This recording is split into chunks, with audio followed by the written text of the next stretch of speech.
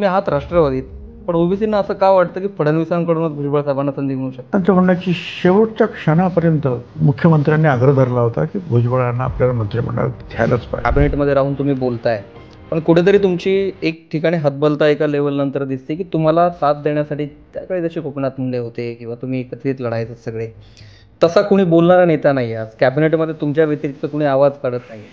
त्यामुळे आम्ही जेव्हा उभे राहतो ते ओपन म्हणून उभे राहतो आणि मग सगळ्यांना भीती वाटते की बा मराठा समाज जो आहे एक मोठा समाज आहे, नोकऱ्या करायचा हा सगळ्याची सगळ्या आपल्या मृत्यू जाईल. आपण जर काय बोललो त्यावेळी बोललो होतं ज्यावेळी कोणी बोलायला धादावत नव्हतं. म्हणजे 17 नोव्हेंबरला माझी सभा होती. 16 नोव्हेंबरला मी राजीनामा दिला तर मी जातो आहे, कारण मी सरकारच्या विरुद्ध बोलणार. त्यावेळेला तिथे गेलो, दाळपोळ झाल्यानंतर पाहिलं आणि मी म्हटलं की नाही आता मी त्याच्यावर आवाज उठवणार. आणि मग आमची जाहीर सभा ठरली त्याची 17 नोव्हेंबरला. 16 नोव्हेंबरला राजीनामा. त्यामध्ये सगळ्या जातींना एकत्र आणणं, जसं मराठा समाज ताकदीने एकत्र येतो त्या पद्धतीने ओबीसीना एकत्र आणून हे करणं तुमचा गेल्या 50-60 वर्षांचा अनुभव आहे. मराठा एक जात म्हणून सगळं एक येतात. ओबीसीमध्ये ही एक जात नाही आहे, हा एक क्लास आहे. मग प्रत्येक जातीचा धनगरांचा नेता वेगळे आहेत, माळ्यांचे वेगळे आहेत, माळी महासंघाचे वेगळे आहेत. नाही ऐकलं तिथल्या राजकारणाचा जो मराठा लिडर आहे त्याच्या हातातच सगळं राजकारण आहे आणि सगळी अर्थव्यवस्था आहे. आमचा ऊस जाणार नाही, मला बँकेचं कर्ज मिळणार नाही, माझं दूध उद्या कोण घेऊन जाणार नाही, त्यांच्या शिक्षण संस्थेतून मला काढलं जाईल. आणि ह्या घटना होत आहे. असलेले आता भरायचे काम चालू आहे. पण तो काही रंगींचा दावा आहे की 58 लाख मी एकट्याने शोधल्या, आजपर्यंत कोणाला सुचलंच नव्हतं. आता ते काय आता तुम्हाला माहिती आहे. आता काय ते सातारा गॅझेट आला ते झाला पश्चिम महाराष्ट्रात कुणबी, अशा अर्थीनं सगळा महाराष्ट्र हा कुणबी. एकही मराठा आता नाहीच महाराष्ट्रात. राहिला तर राहिला आपला नितेश राणे.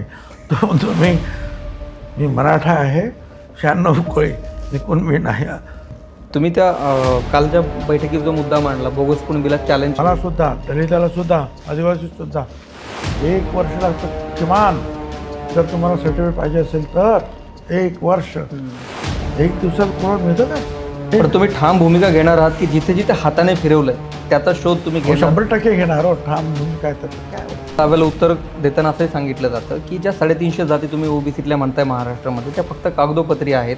गावगाड्यात त्यांची संख्या अगदी नाममात्र आहे, पण त्यांचं खरं आरक्षण जे 27% आहे ते माळी, धनगर आणि वंजारीच खातात. ते माझ्या एकट्यानेच खाल्लं. अरे मी काय खाल्लं? मी आरक्षण शिवाय शिक्षण घेतलं, माझ्या मुलांना तर गरजच नाही. गोपीनाथ मुंडे यांनी, अण्णासाहेब डांगेंनी त्यांच्या समाजाला वर्गीकरण करून घेतलं, पण भुजबळांनी माळी समाजाचं वर्गीकरण करून घेतलं नाही पाहिजे. त्यामुळे केला मी मोठा पुढचा विचार केला की आपणच वेगळं आपण करून घेतलं तर बाकी समाज मग वाऱ्यावरच जातात ना सगळे. या जे आर सोबत तुम्ही काल एक मुद्दा काल आकडेवारी तुम्ही दाखवली की ओबीसींना 5 कोटी दिलेत आणि त्यांना 750 कोटी दिलेत. अजितदादा निधी वाटतात, ते तुमच्या पक्षाचे नेते आहेत. तुम्ही त्यांना तो नाही सांगता मंत्री कोण आहे आणि कोणाचं काय डिपार्टमेंट, माझं काय म्हणा. मी कागदपत्रांच्या पलीकडे जाऊन दादांना तुम्ही कधी विनंती केली आहे की आमच्यासोबत असं का करताय?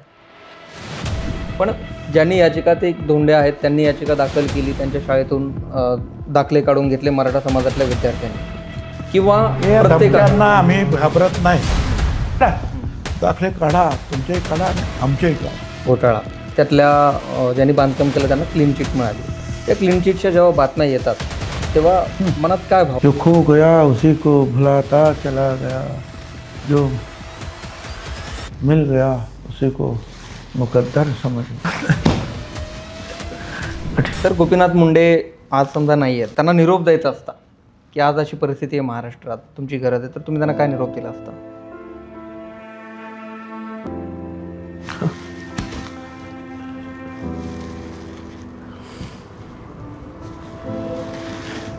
काय निरोप दिला असता की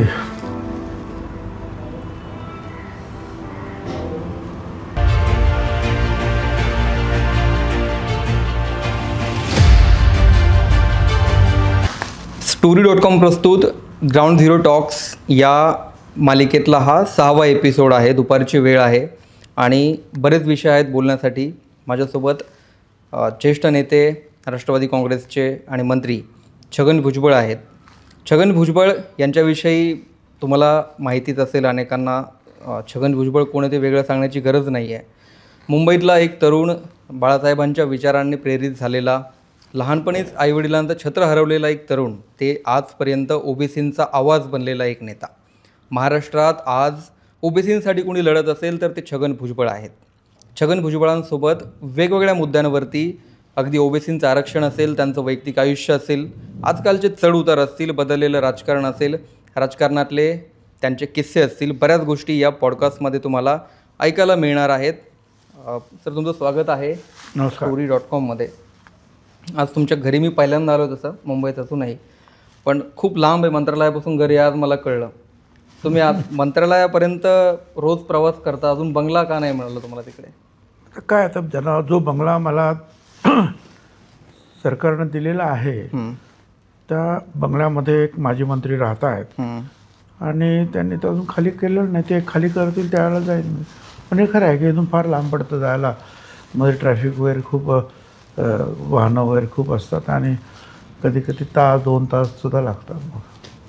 मंत्रिपद खरं तर मध्येच मिळालं, म्हणजे तुम्ही सुरुवातीला मंत्रिपद मिळालं नव्हतं. नागपूरहून तुम्ही अधिवेशनातून आला होतात आणि आल्यानंतर आठवडाभरात भेट घेतली होती फडणवीसांची. तेव्हापासून ओबीसींना एकच वाटत होतं की भुजबळ साहेबांना संधी मिळेल ती फडणवीसांकडूनच. तुम्ही आहात राष्ट्रवादीत, पण ओबीसींना असं का वाटतं की फडणवीसांकडूनच भुजबळ साहेबांना संधी मिळू शकते?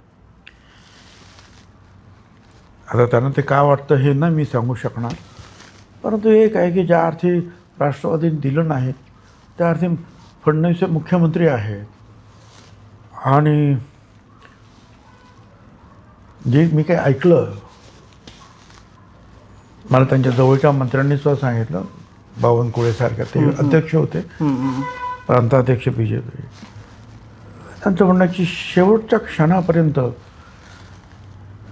मुख्यमंत्र्यांनी आग्रह धरला होता की भुजबळांना आपल्याला मंत्रिमंडळात घ्यायलाच पाहिजे, पण ते नाही झालं. ठीक आहे, आता देर आहे दुरुस्त आहे, चाललं आहे. तर तुम्ही नंतर 2-3 वेळा भेटलात, मुख्यमंत्री सतत तुम्हाला सांगायचे की वेळ येईल? नाही, ते काय मी काय त्यांना त्याच्यासाठी भेटत नव्हतो. त्यांना मला मंत्री करा म्हणून मी त्यांना कधीच कोणाला भेटलो नाही. माझी कामं तर खूप असतात ना, मुख्यमंत्र्याकडेच कामं असतात ना आपले, किंवा मंत्र्याकडेच कामं असतात. बरं, त्यांच्या म्हणजे जरा जवळची ओळख असल्यामुळे, चांगले संबंध असल्यामुळे त्यांच्याकडे मी जायचो कामासाठी. पण 2014पर्यंत फडणवीस आणि तुम्ही कट्टर विरोधक होतात. मुंडे साहेब तुमचे चांगले मित्र होते. त्यानंतर फडणवीस तुमचे खूप जवळचे होत गेले. आम्ही गेल्या 10 वर्षात बघतोय फडणवीसांचे तुमचे संबंध दादांपेक्षाही चांगले झालेत आज, असं दिसतंय. याचं काय कारण आहे? आता दादांचे माझे सुद्धा संबंध चांगले आहेत. एकनाथराव शिंदेंचे माझे सुद्धा संबंध चांगले आहेत. माझं कुणाशीही वाकडं नाही, विरोधी पक्षांच्या लोकांबरोबर सुद्धा नाही, कोणाशी. तर जे आहे राजकारणात प्रत्येकाची आपापली मतं आहेत. सामाजिक क्षेत्रामध्ये सुद्धा प्रत्येकाची आपापली मतं आहेत. प्रत्येकाचा अभ्यास वेगळा आहे, प्रत्येकाचा विचार वेगळा आहे. तर ह्या राजकारणात आणि समाजकारणात वागताना हे सगळे लोक आपल्याला भेटणार. कुठे त्यात काही ना काहीतरी कमी असणार, आणि याच्यात ही कमी आहे, त्याच्यात ती कमी आहे, त्याच्यात ती कमी आहे, असं जर म्हटलं तर आपल्याला कामच करता येणार नाही. त्यामुळे आपल्याला जे वाटतं, आपली जी काही कामं असतील, जे काही सामाजिक कामं असतील किंवा इतर काही कामं असतील, त्या कामाला न्याय देण्यासाठी आपण त्यांना भेटतो. मंत्री कुणी असलं तरी फोन करतो. सुदैवानं जे आहे, सगळ्यात ज्येष्ठ आमदारसुद्धा आणि मंत्रीसुद्धा आम्ही असल्यामुळे 91ला मी पहिल्यांदा महसूल मंत्री 91मध्ये झालो, आणि त्याच्या अगोदर मुंबईमध्ये 2 वेळा महापौर झालो. आणि शिवसेनेला जेवढी वर्ष झाली तेवढी माझ्या राजकारणाला झाली. आणि पहिल्या दिवसापासून मी शिवसेनेत होतो आणि शाखा प्रमुख होतो पहिल्या दिवसापासून. तर मग अशा वेळेला सगळ्यांशी माझे संबंध चांगले आहेत. काँग्रेसमध्ये सुद्धा मी जेव्हा गेलो शिवसेना सोडून, त्यामुळे काँग्रेस वर्किंग कमिटीचा सदस्य होतो, विरोधी पक्ष नेता होतो इथे. त्यांच्याशी ओळख आहे, शिवसेनेची आहेच आहे. पवारसाहेबांशी त्यांच्याबरोबर पण मी जवळजवळ 30 वर्ष काढली, 30-35 वर्ष. त्यामुळे अडचण तसं काही नाही. आणि आपण चांगले असले की लोक पण चांगले असतात आपल्याबरोबर. तुमचे लोक सांगत होते की साहेबांचे फडणवीसांचे खूप चांगले संबंध आहेत. साहेब ओबीसींसाठी सगळे मुद्दे लावून धरत आहेत. त्यामुळे फडणवीस ओबीसींवर कधी अन्याय होऊ देणार नाहीत. त्याची खातरजमा करण्यासाठी भुजबळ साहेब तिथे आहेत. पण तुम्हाला अनपेक्षित असा एक GR निघाला. तुम्ही स्वतः कॅबिनेटचे सदस्य आहात आणि त्याच्यानंतर फडणवीसांची वैयक्तिक चर्चा झाली तुमची? असं आहे की फडणवीस म्हणजे BJP असं जर पाहायला गेलं तर ह्या इथे बरोबर त्यांच्याबरोबर आल्यानंतर अनेक गोष्टी झाल्या की ज्या प्रयत्न करून सुद्धा होत नव्हत्या. उदाहरणार्थ या मंत्रालयाच्या प्रवेशद्वारावर महात्मा फुले आणि सावित्रीबाई फुल्यांच्या प्रतिमा लावणे. इथे आल्याबरोबर ते झालं काम. त्यानंतर स्वतंत्र मंत्रालय विभाग ओबीसीचा निर्माण झाला. नंतर महाज्योती निर्माण झाली. केंद्र सरकारनं ओबीसीला आयोगाला संविधानाचा दर्जा दिला.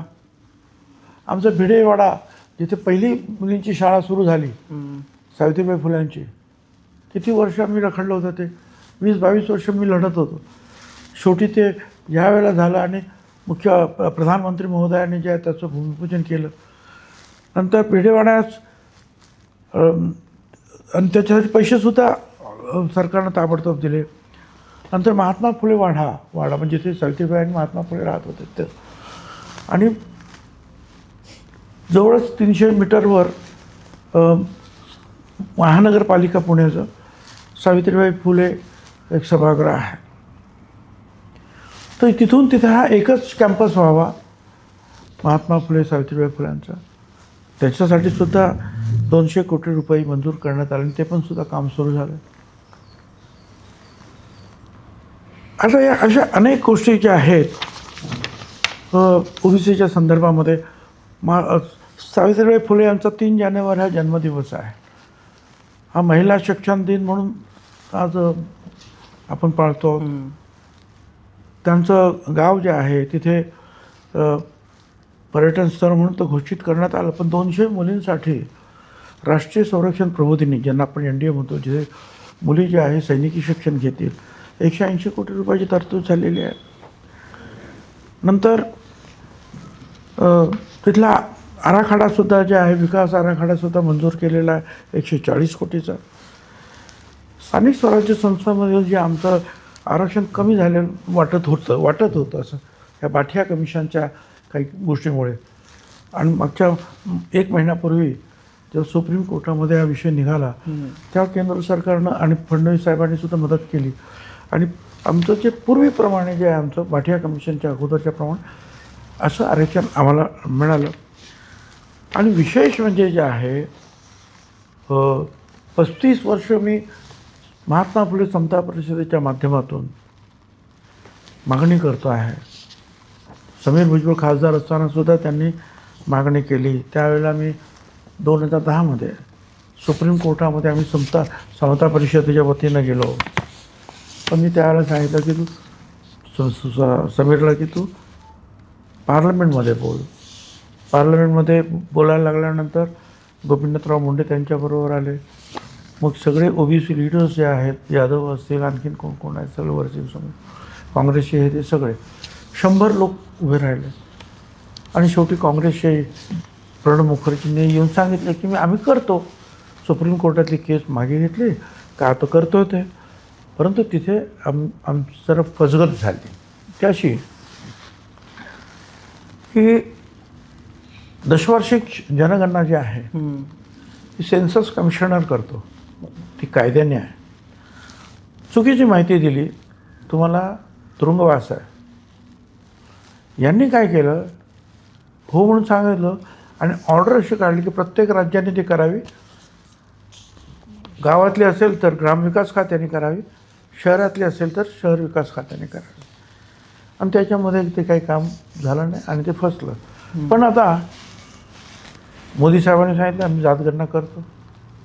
आता ह्या सगळ्या गोष्टी इथे आहेत. कुठे कुठे काय अडचणी येतील काय असेल, परंतु आपण जर महत्त्वाच्या गोष्टीसाठी जे आम्ही लढतो आहोत त्या आम्हाला इथे त्यांच्याबरोबर राहून मिळालेल्या आहेत.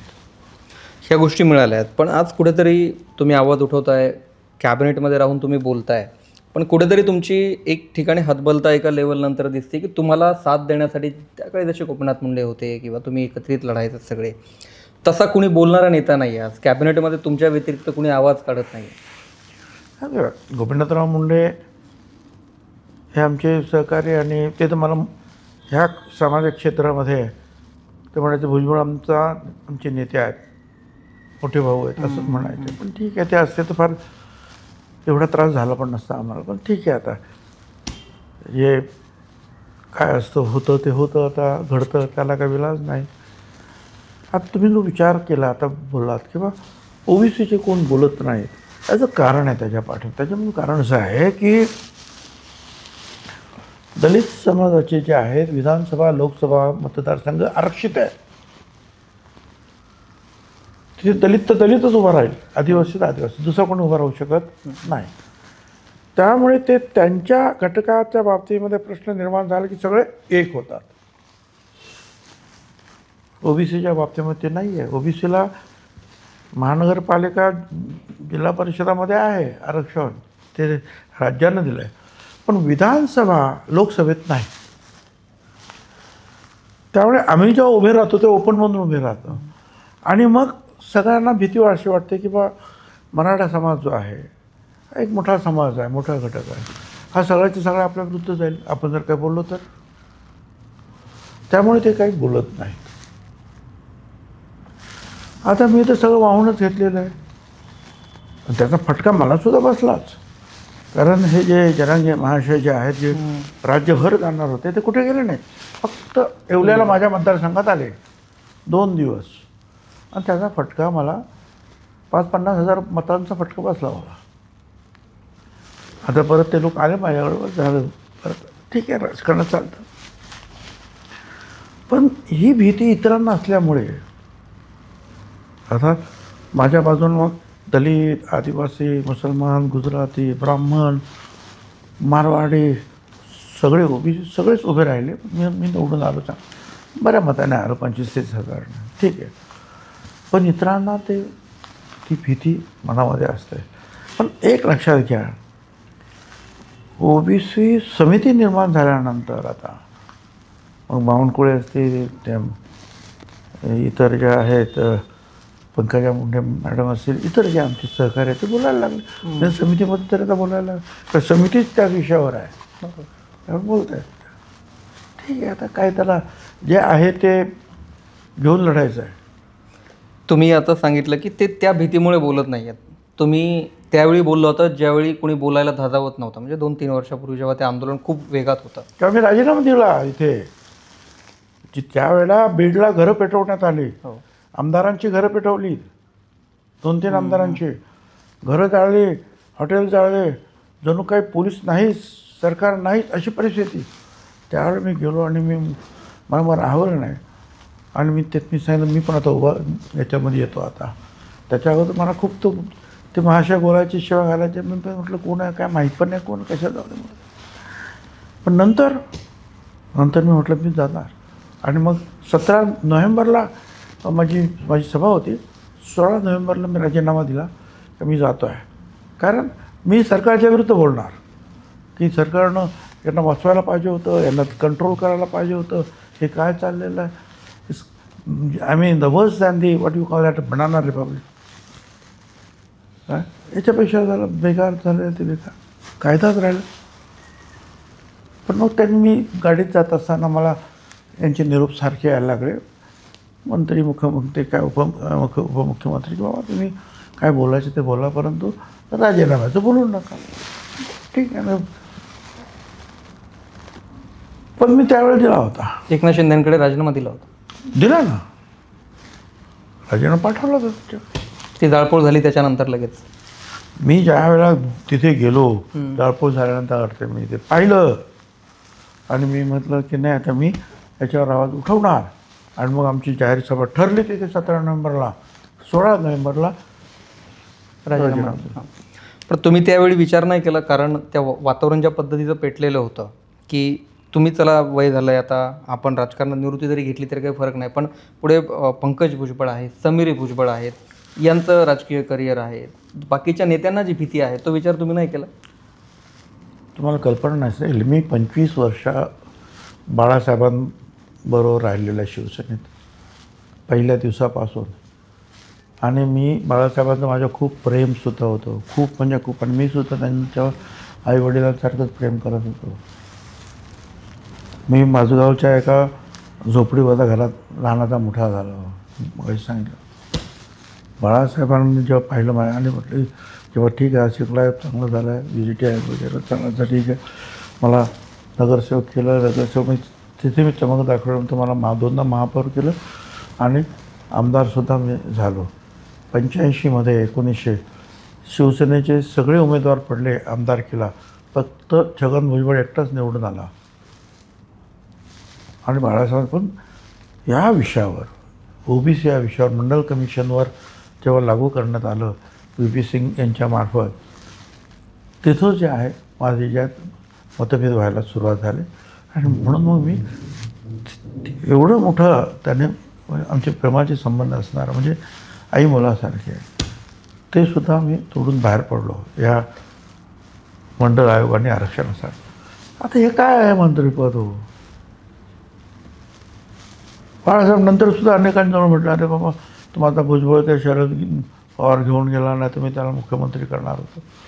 ठीक आहे, असे अनेक वेळा मुख्यमंत्री काही निर्णय मी एक पाऊल मागे घेतला असतं तर झालं पण असतं. परंतु त्याहीपेक्षा मला असं वाटलं हे काम कुणीतरी करणं गरजेचं आहे आणि आपण त्याच्यासाठी वाहून घेतलं.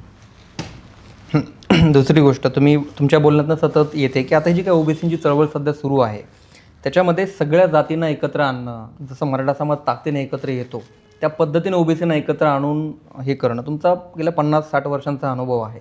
तुम्ही राष्ट्रीय पातळीवरती पण राजकारण केलं आहे, तुम्ही सगळ्या राज्यातले ओबीसी पाहिलेत. महाराष्ट्रात हे काम अवघड का वाटतं एवढं? असं आहे की माझं एक काम पाहून दिल्लीमध्ये मिटिंग झाली सगळ्या ओबीसी संघटनांची देशातल्या, आणि त्यांनी मला ओबीसी संघटनेचं म्हणजे अखिल भारतीय असं नाव दिलं समता परिषदेला, मला अध्यक्ष केलं. रामलीला मैदानावर आमची पहिली जाहीर सभा झाली. फक्त छगन म्हणजे महात्मा फुले सावित्रीबाई फुल्यांचा फोटो आणि छगन भुजबळ निमंत्रक, आणि ते मैदान भरलं. आणि त्यावेळेला पार्लमेंट सुरू होती. काय मला वाटतं सीताराम येचुरी असतील किंवा पवारसाहेब असतील किंवा लालू प्रसाद यादव असतील, कम्युनिस्ट लीडर असतील काँग्रेसचे, सगळे आश्चर्यचकित झाले की एवढं मैदान भरलं. त्याच्यानं पटनाला गांधी मैदान 7 लाखाचं मैदान ते भरलं. पंजाबमध्ये गेलो, हरियाणामध्ये गेलो, गुजरातमध्ये गेलो, यूपी, मध्य प्रदेश, राजस्थान, आंध्र, गोवा, अनेक राज्यात इथं मोठ्या मोठ्या मीटिंग्स होऊन ओबीसीचे प्रश्न मांडले, सगळं झालं. सगळं काय केलं, इथे सुद्धा केलं. एक लक्षात घ्या, मराठा एक जात म्हणून सगळे एक येतात. ओबीसीमध्ये ही एक जात नाही आहे, हा एक क्लास आहे, अदर बॅकवर्ड क्लास वर्ग आहे. हा त्या वर्गामध्ये 374 जाती महाराष्ट्रात आहेत. त्यामुळे प्रत्येक जातीचा धनगरांचा नेता वेगळे आहेत, माळ्यांचे वेगळे आहेत, माळी महासंघाचे वेगळे आहेत, सोनारांचे वेगळे आहेत, कुंभारांचे वेगळे आहेत. प्रत्येक लहान लहान जातीचे आपल्याकडे ह्या सगळ्यांचे मोठ बांधणं कठीण होतं. आणि मग कित्येक वेळा हा जो समाज जो आहे हा गावामध्ये सुद्धा शहरामध्ये राजकीय किंवा सामाजिक एक दुय्यम पातळीवरच आहेत. म्हणजे असं आहे की आज हा मराठा समाज जो आहे हा जे सुप्रीम कोर्टातच मांडण्यात आलं सरकारतर्फे, आणि सुप्रीम कोर्टाने जे काही जजमेंट दिलं त्याच्यामध्ये आहे की तुम्हाला 60% आमदार तुमचेच असतात, सगळे जे काही मंत्री तुमचेच असतात, मुख्यमंत्रीसुद्धा तुमचेच झालेले आहेत, साखर कारखाने तुमचे आहेत, तुमचे काय दूध बँका अमुक तमुक सगळं तुमच्या.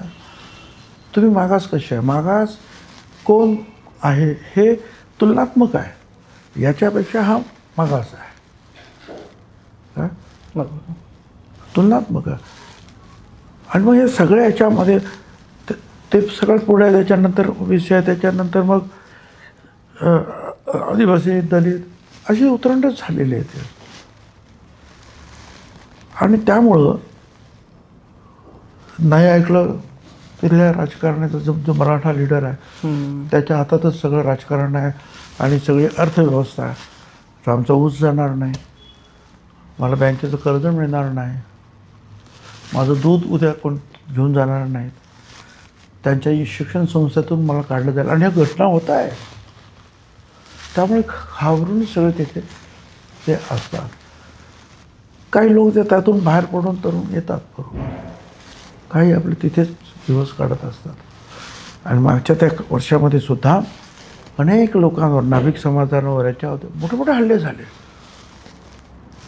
टोपी फोडण्यात आली, महिला सरपंचावर सुद्धा हाकलून देण्यात आलं. अनेक गोष्टी घडत असल्या. आम्ही त्या तोंड देतो, काय करणार. या सगळ्या ओबीसींच्या, म्हणजे तुम्ही खूप महाराष्ट्रातल्या प्रत्येक कानाकोपऱ्यात फिरलेला आहात, म्हणून मला ओबीसींची थोडी भौगोलिक रचना तुमच्या शब्दात समजून अशी घ्यायची आहे की मराठवाड्यातला ओबीसी हा खूप ॲग्रेसिव्ह आहे. तुलनेने पश्चिम महाराष्ट्रात तेवढा ॲग्रेसिव्हनेस दिसत नाही, किंवा इकडे विदर्भात दिसत नाही.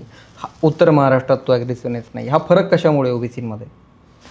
एक म्हणजे असं आहे की ज्या वेळेला हे आरक्षणचा प्रश्न कित्येक वर्षापूर्वी उभा राहिला त्यावेळेला पंजाबराव देशमुख नेते होते विदर्भातले, आणि त्यांनी त्या सगळ्यांना सांगितलं की आपण सगळे कुणबी समाजाचे आहोत, त्यामुळे सगळ्यांनी कुणबी असंच आपण लावलं पाहिजे. आणि ते सगळे कुणबी झाले. म्हणजे तिकडे तो प्रश्न जो आहे सगळ्यात जास्त मोठा समाज हा कुणबी आहे. मुंबईमध्ये तर काय सगळे सारखेच असतात. पश्चिम महाराष्ट्रामध्ये जे आपण जर पाहिलं तर हा जो आहे तसा आजही जो आहे मराठा समाजाचंच राजकारण पुढे आहे. आणि तिथे सुद्धा जे मी मगाशी सांगितलं पण त्या सगळ्या साखर कारखाने, दूध त्या सगळ्या गोष्टी आहेत.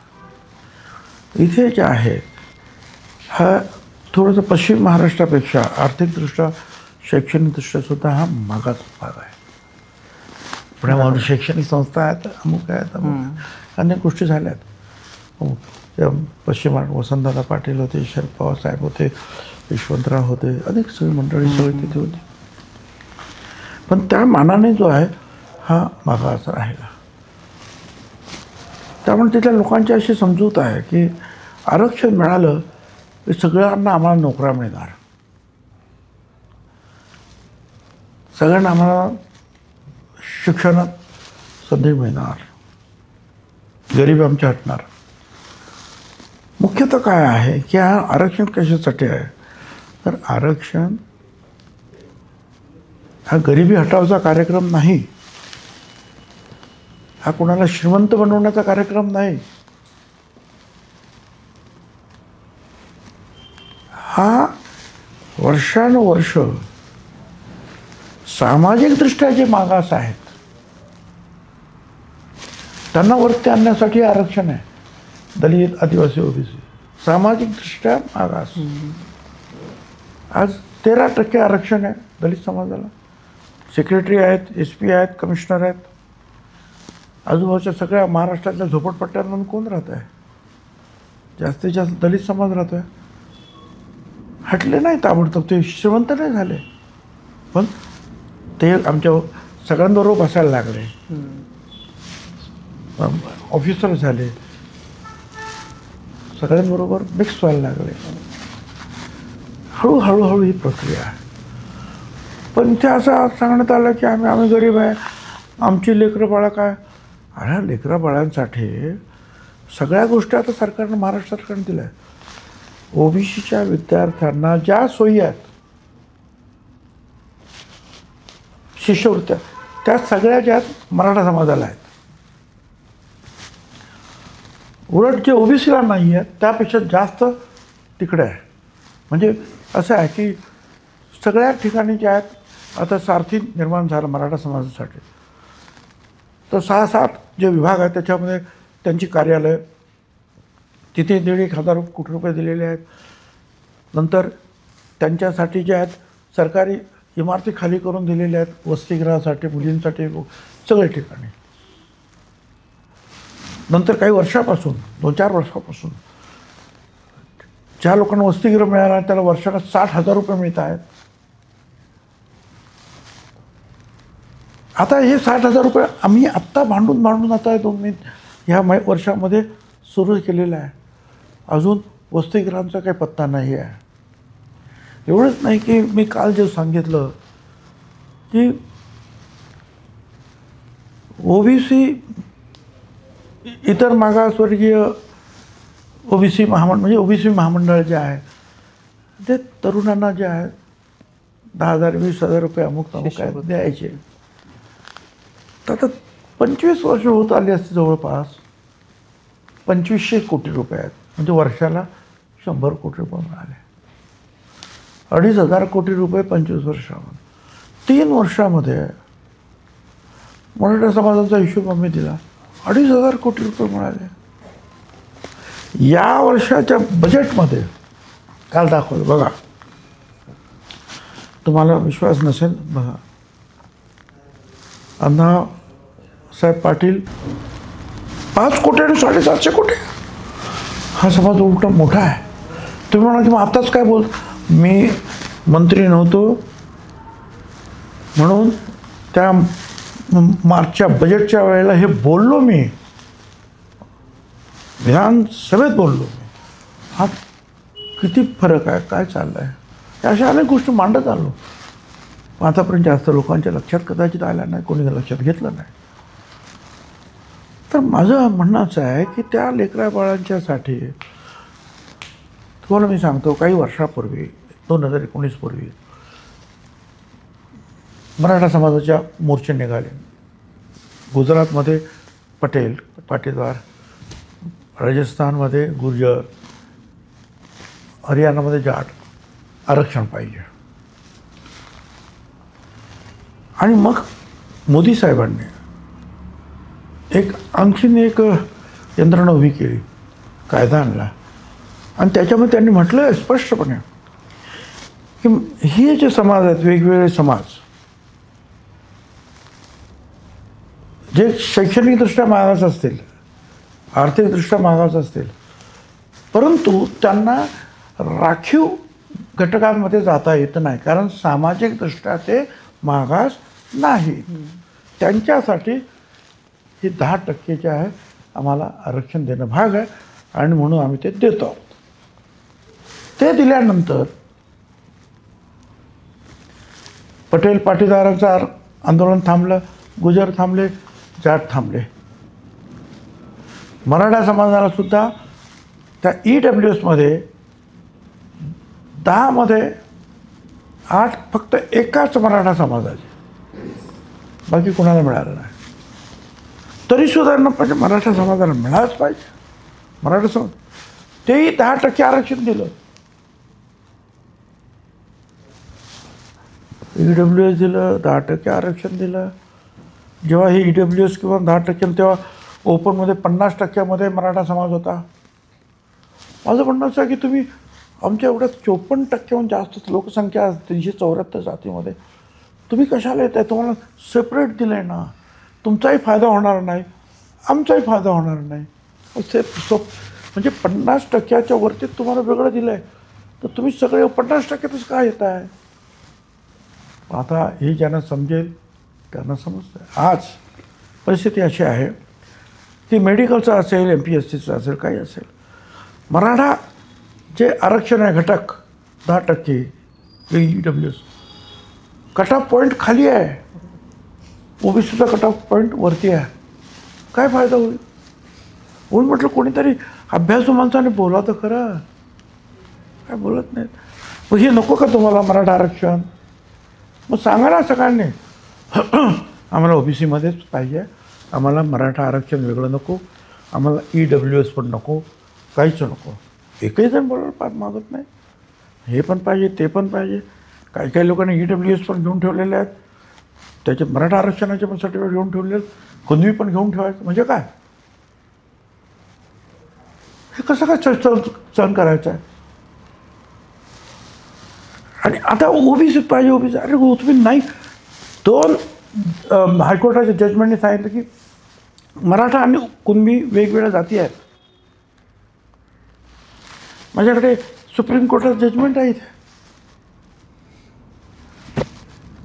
की मराठा समाज सामाजिकदृष्ट्या मागास नाही, त्याला देता येणार नाही. मोठं जजमेंट आहे, चांगलं जजमेंट आहे. कारण सगळं सरकार तुमचंच आहे, उद्योगधंदे पण तुमच्या ग्रामीण तुमच्याच ताब्यात आहेत, देता येणार. तरीसुद्धा त्यांचा आग्रह आहे की नाही आम्हाला द्याच. मग म्हणाले की नाही आमचं जे मराठवाडा जो आहे पूर्वी, म्हणजे आजच मुक्ती संग्राम दिन आहे, मराठवाडा मुक्ती दिन.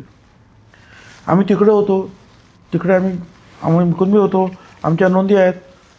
मग समिती निर्माण केली, मंत्रिमंडळासमोर आले, समिती निर्माण केली, न्यायमूर्ती शिंदे आणि मग ते म्हणाले तिकडे जायचं, तेलंगणात जा बाबा तिकडे जा. मग तेलंगणात गेले, काही लाखो डॉक्युमेंट्स त्यांनी चेक केले आणि त्यातून 2,09,10,000 कुणबी सर्टिफिकेट वाटले. वारंवार त्यांना जे आहे मुदतवाढ देण्यात आली. जवळपास त्यांचं काम संपलं. मग आता काय राहिलं शिल्लक? तरी म्हणे ना हैदराबाद गॅझेट. अरे मला सुद्धा बोलवलं, मी सुद्धा सांगितलं हैदराबाद गॅझेट माझ्याकडे होतंच. मी म्हटलं हे बघा, हे 1921 हे 1931 दोन्ही ठिकाणी कुणबी वेगळे दिले आहेत, मराठा वेगळे दिले आहेत. आता जे कुणबी आहेत त्यांना द्यायचं तर द्या, एवढंच. बाकी मला GR माहिती नाही, काय नाही, काही माहिती नाही. आणि आता ते परत आले मुंबईमध्ये. पाहिलं 4 दिवस जो काही जे मुंबईच बंद होती, म्हणजे दक्षिण मुंबई सगळंच बंद केलं होतं.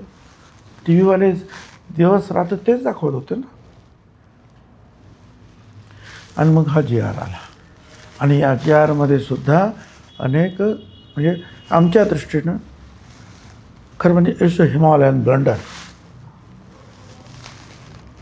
पहिला आला एक GR, उपोषण सोड, हे बघ GR आला.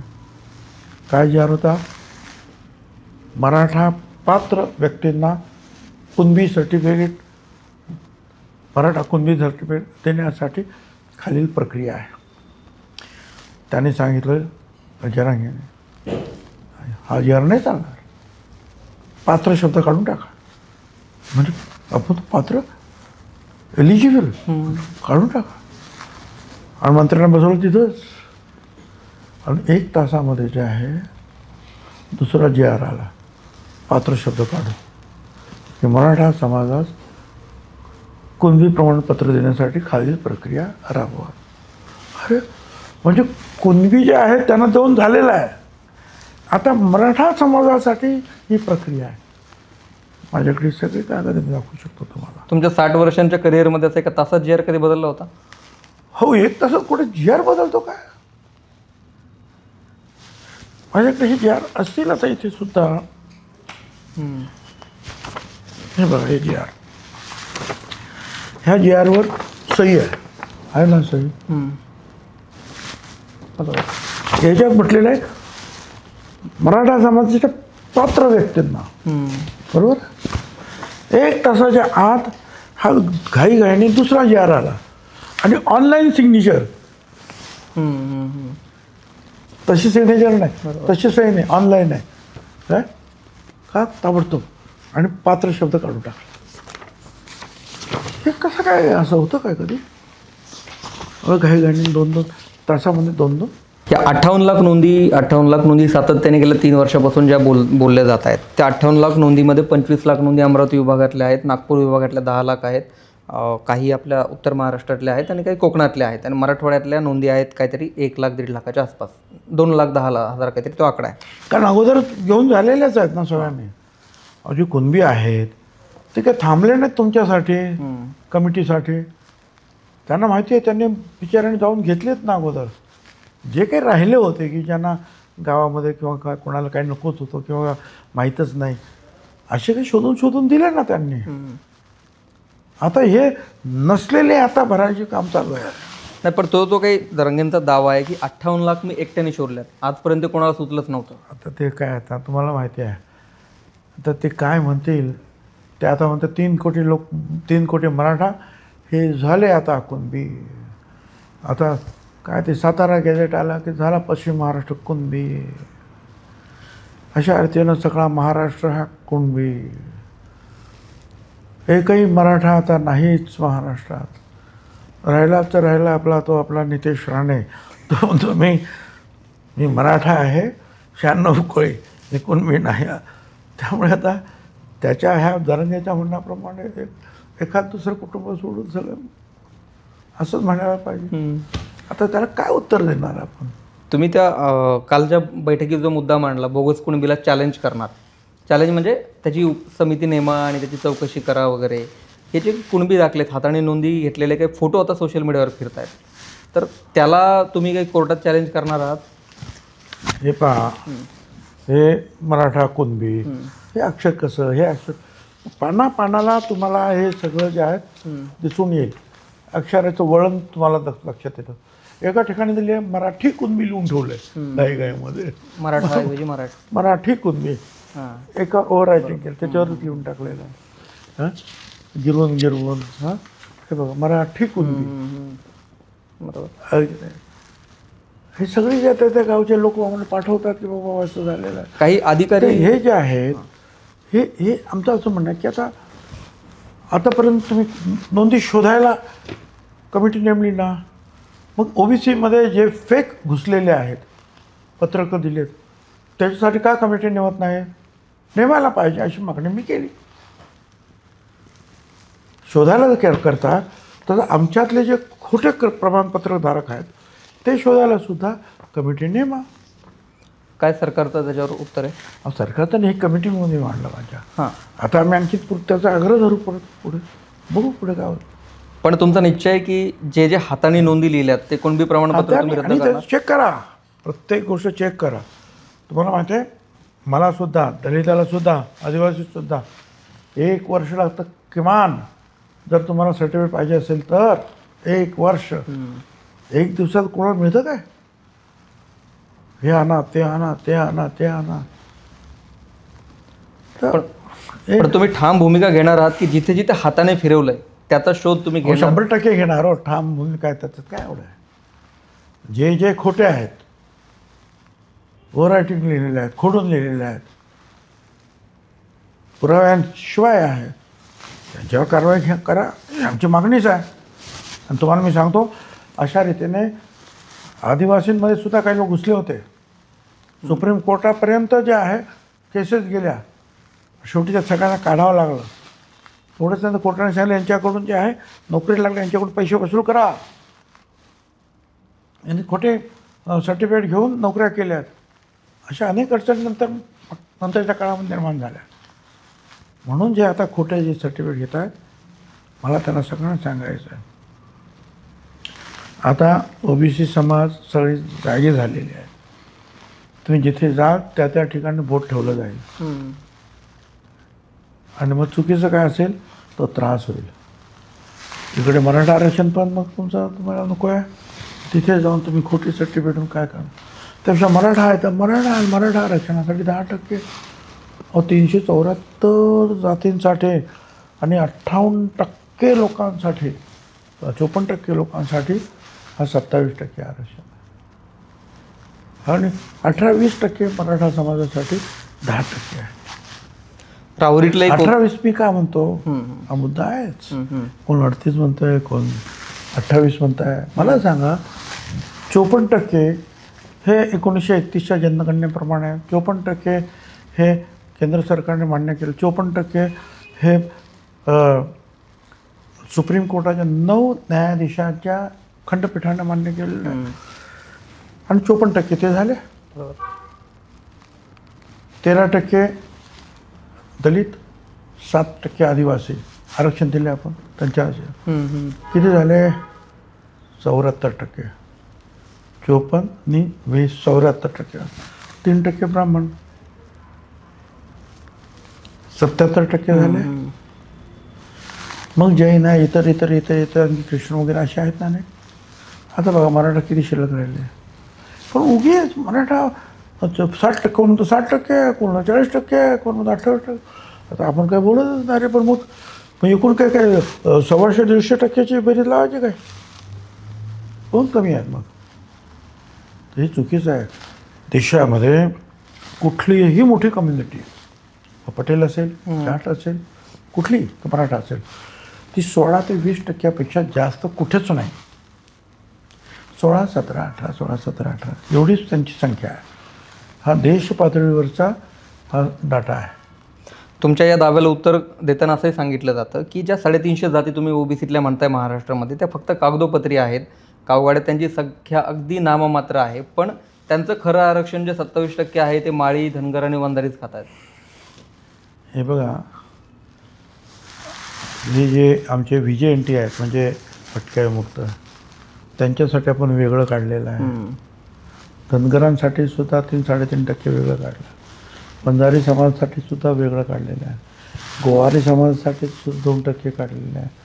उरलेले 17% आहेत. 17%मध्ये माळी समाज आहे, तेली समाज आहे, सोनार आहे, लोहार आहे, कुंभार आहे, कुठल्या कुठल्या जाती आहेत. बापरे बापरे बापरे, अनेक जाती त्याच्यामध्ये आहेत. आणि त्या सगळ्याच्या याच्यामध्ये आहे. त्या ठराविक लोकांना ज्या वेगळं काढून दिलं आपण का, म्हणजे ते माझ्यामध्ये एकट्यानेच खाल्लं. अरे मी काय खाल्लं? मी आरक्षण शिवाय शिक्षण घेतलं. माझ्या मुलांना तर गरजच नाही. हां, मला आरक्षण, मला फायदा एकच झाला. बाळासाहेब देसाईंनी त्यावेळेला आम्ही लहान असताना JPची सही असेल की बाबा गरीब आहे तर आम्हाला म्युन्सिपाल्टीला वगैरे किंवा हायस्कूलला वगैरे शिक्षणामध्ये आम्हाला सवलत मिळायची. जातीचं आरक्षण नाही मी कधी घेतलं, कधीच नाही. पण एकट्यानेच खाल्लं, एकट्याने आता काही खाऊ आहे का, लाडू आहे का काय? VJNTवर तुम्ही बोललात. VJNTचा जेव्हा मुद्दा येतो तेव्हा जे लोक तुमच्यावर टीका करतात ते असं म्हणतात, भले ते बुद्धिभेद तरी म्हणत असतील, की गोपीनाथ मुंडे यांनी, अण्णासाहेब डांगेंनी त्यांच्या समाजाला वर्गीकरण करून घेतलं, पण भुजबळ आणि माळी समाजाचं वर्गीकरण करून घेतलं नाही VJNTमध्ये. मग ते चांगलं की वाईट? मी म्हटलं मग आपण सगळ्यांबरोबर राहा. हां, उलट मी चांगलं केलं. मी मोठा पुढचा विचार केला की आपणच वेगळं आपण करून घेतलं तर बाकी समाज मग वाऱ्यावर जातात ना सगळे. कोण भांडतं मग त्यांच्यासाठी? म्हणून उलट मी चांगलं केलं. मला हे सहज करता आलं असतं. गोपीनाथराव मुंडे तर इथे 4-5 वर्ष होते इथे. हां, मी तर 91 पासून इकडे तिकडे तरी आहेच मंत्री, तरीसुद्धा मी नाही, सगळ्यांबरोबर राहूया आपण. ते तुम्हाला म्हणजे तुम्ही तुमच्या अभ्यासाप्रमाणे, तुमच्या कृतीप्रमाणे कॉम्पीट करा सगळ्यांबरोबर. सोनार समाजसुद्धा आज कितीतरी मोठा आहे. त्याच्यामध्ये किती मोठे मोठे चांगले समाज आहे. तो तेली समाज किती मोठा आहे. कुणबी समाज आहे ना आणखीन मोठा, मगाशी विसरून नव्हे. अख्खा जो आहे 7% कुणबी आहे मराठा समाजाचे. इथे जे आहेत 17-18%, त्याच्यातले 7% कुणबी. तो पण या 17मध्येच आहे ना. याच कॉम्पिटिशनमध्ये आहेत सगळे. ओबीसींचा जेव्हा एकत्रीकरणाचा विषय येतो, म्हणजे एकत्र चळवळ चालवण्याचा, तेव्हा बंजारा विरुद्ध वंजारी हा एक वाद येतो. किंवा कधी असं आहे की बंजारा वेगळे आहे. बंजारांसाठी जे आहे ते वेगळं आरक्षण आहे बंजारा कम्युनिटीसाठी, आणि वंजारी समाजासाठी वेगळं आरक्षण दिलेलं आहे. नाही, मला मुद्दा त्याच्या पुढे असा होता, ओबीसीमध्ये ते कंसात टाकलेले आहेत. मुद्दा त्यात पुढे असं मला बोलायचा होता की ह्या दोन समाजात कधी कधी वाद लावला जातो, कधी कधी धनगर वंजारी लावला जातो. हे जे आहे हैदराबाद गॅझेट तुम्ही काढलं, तीच मुळी एक मोठं ब्लंडर आहे, हिमालयन ब्लंडर. चूक आहे मोठी. आता ती एक चूक केली का मग त्याच्यामध्ये आता ते म्हणतात की तुम्ही तिकडे कुणबी आहे म्हणून इकडे कुणबी घेता, मग आम्ही तिकडे ST आहे तर आम्हाला इथे ST द्या. आता बघू सरकार काय म्हणते. आता आदिवासी काल आझाद मैदानात आले, कसे येऊ देणार? ते येऊ देणारच नाही. ते काल आझाद मैदानात आले होते. काल आझाद मैदानात त्यांना बरं राज्य पातळीवर असेल ना तर देश पातळीवर पार्लमेंटमध्ये असेल, हे दलित आणि आदिवासी हे त्या मतदारसंघातून आलेले जे आहेत लोकप्रतिनिधी ते स्ट्रॉंग आहेत त्या आपापल्या भूमिकेवर. त्यामुळे ते एवढं सोपं नाहीच आहे. पण राज्य सरकारने मान्य केलं, मग आता आमचं काय, हा प्रश्न त्यांनी उभा केला तर चर्चा करतील ते. पण मला असं वाटतं की कोणी आपसात भांडण्याचं काही कारण नाही आहे. तुम्ही एकेकाळचे हाडाचे शिवसैनिक होतात म्हणून तुम्हाला हा एक प्रश्न विचारतोय की शिवसेना जातीयवादी राजकारणापासून कायम दूर राहणारा पक्ष होता. शिवसैनिकांचा बाणा एकच होता, बाळासाहेबांचा आदेश. पण अलीकडच्या काळामध्ये जेव्हा शिवसेना वेगळी झाली तेव्हा एकनाथ शिंदेजी शिवसेनेचा विचार घेऊन वेगळे झाले. तर ही जे काही आरक्षणाचा वाद होता, जरांगेंना पाठबळ त्यांनी दिल्याचे आरोप किंवा जरांगेंना मोठं केलं, स्वतः ते जाऊन भेटले, तर शिवसेना त्यांच्या मूळ विचारापासून दूर झाली असं वाटतंय? मला त्याच्यावर जास्त कॉमेंट करायचे नाही. पण एक आहे की बाळासाहेबांनी तो विचार मांडला होता काय, आणि त्याच्यामुळे मला म्हटलं होतं की नाही तसं नाही होणार.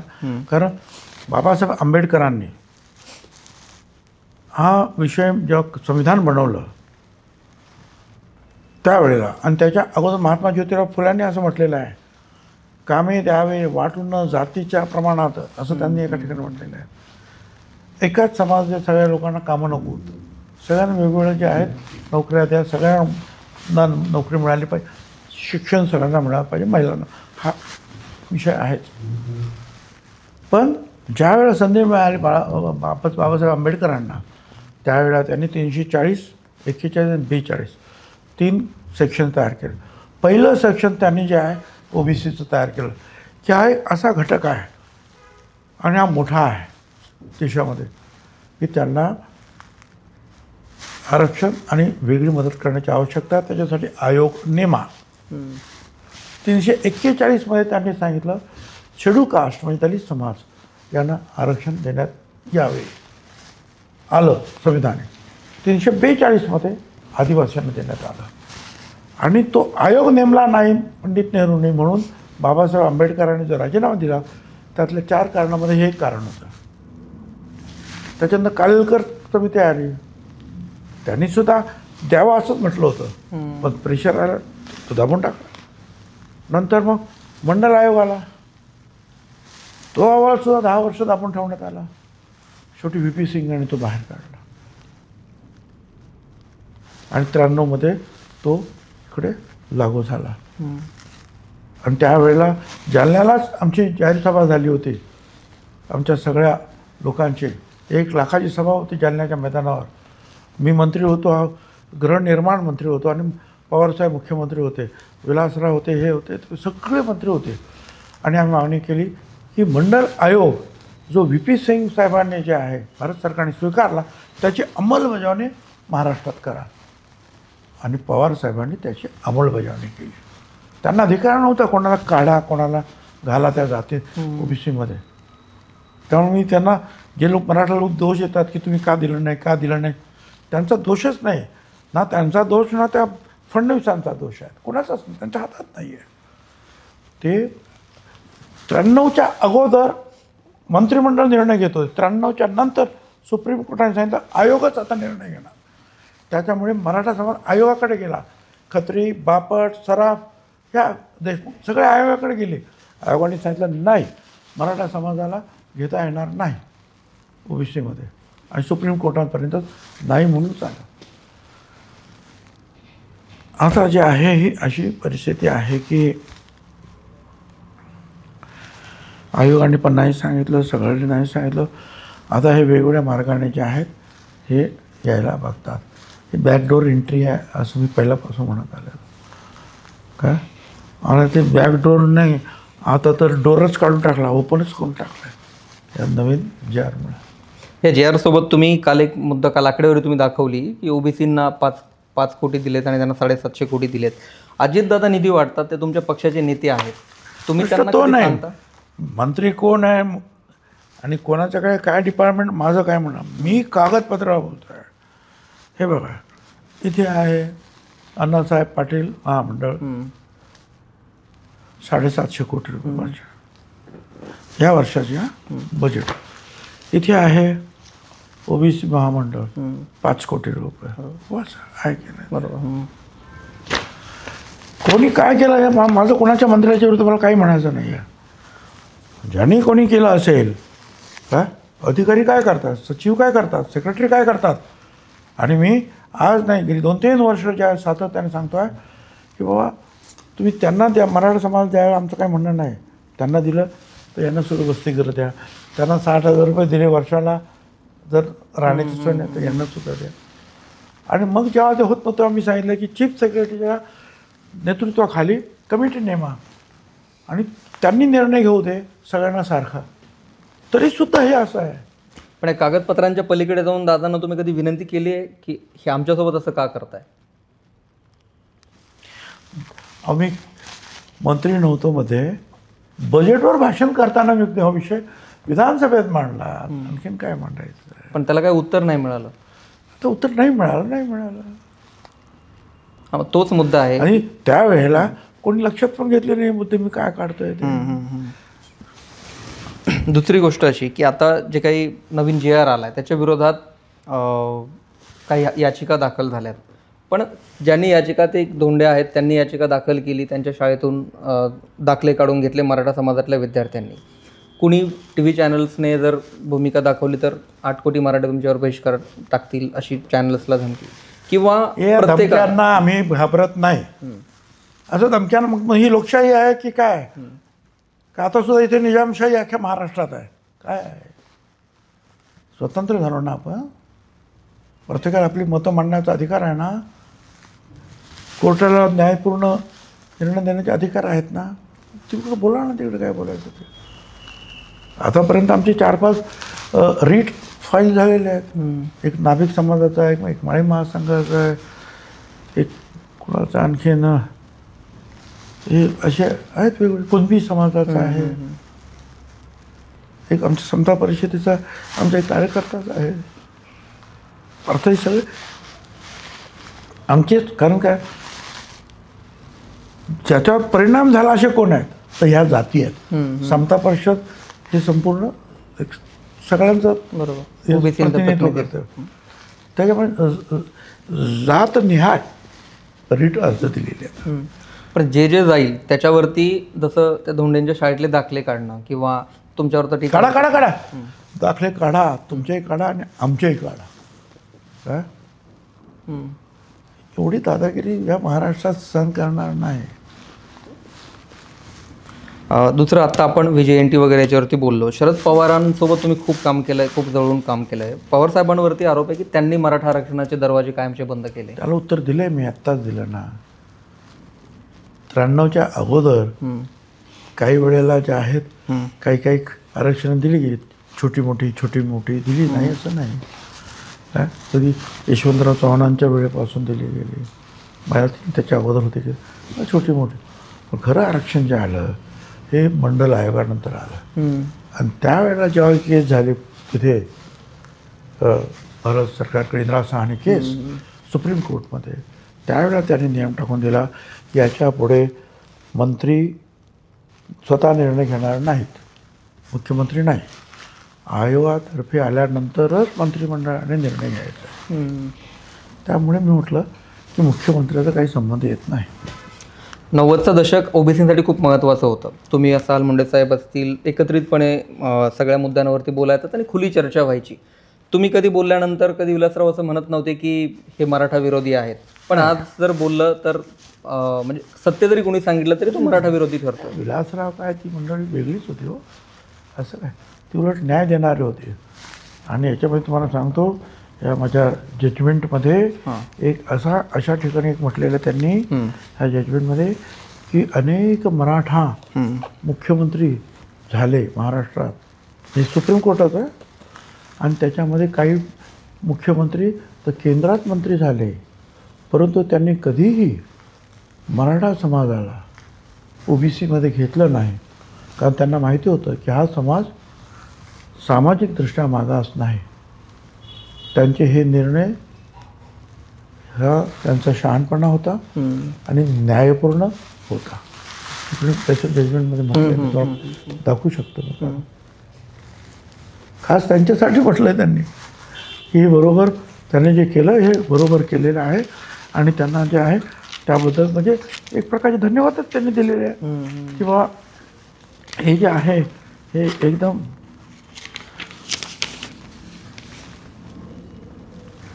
the bench, the Supreme Court, the bench had put the question to the representative of Maratha community, त्या घटनापीठानं मुद्दा उपस्थित केला as to why, despite there being so many chief ministers and important ministers in the state, some of whom also became important ministers in the center. त्यांनी म्हटलं की महाराष्ट्रामध्ये अनेक चीफ मिनिस्टर आणि मंत्री मराठा समाजाचे झाले, काही केंद्रात सुद्धा झाले. None of them got or moved to get Marathas included in the list of OBC. कोणीच हा निर्णय घेतला नाही, विचार केला नाही की मराठा समाजाला ओबीसी घ्यावं. हा त्यांचा समाज is eloquent testimony not only of the fact that Marathas are not a backward class, but also of the wisdom and the objectivity of these chief ministers.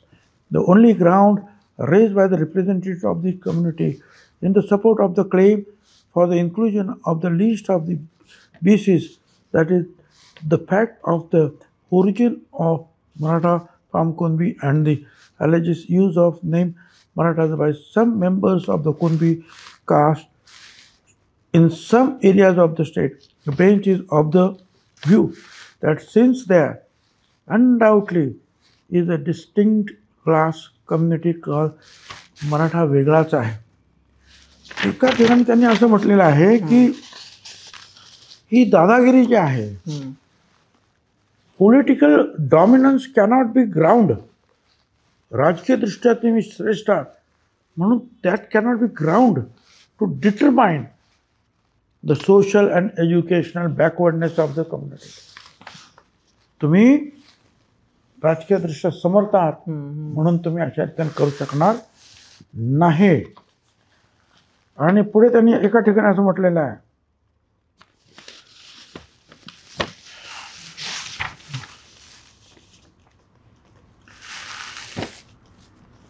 बघा, backward caste unfortunately resort to seeking and securing the fake caste certificates, and in the context of the well-known qualities of India's administrative system. इथे भारताच्या ह्या सिस्टीमवर सुद्धा त्यांनी प्रहार केलेला आहे की खोटी सर्टिफिकेट कशी दिली जात आहेत. System elements are not rare which entertain such requests and deliberately issue fake caste certificates. हे लोक खोटी सर्टिफिकेट देत आहेत.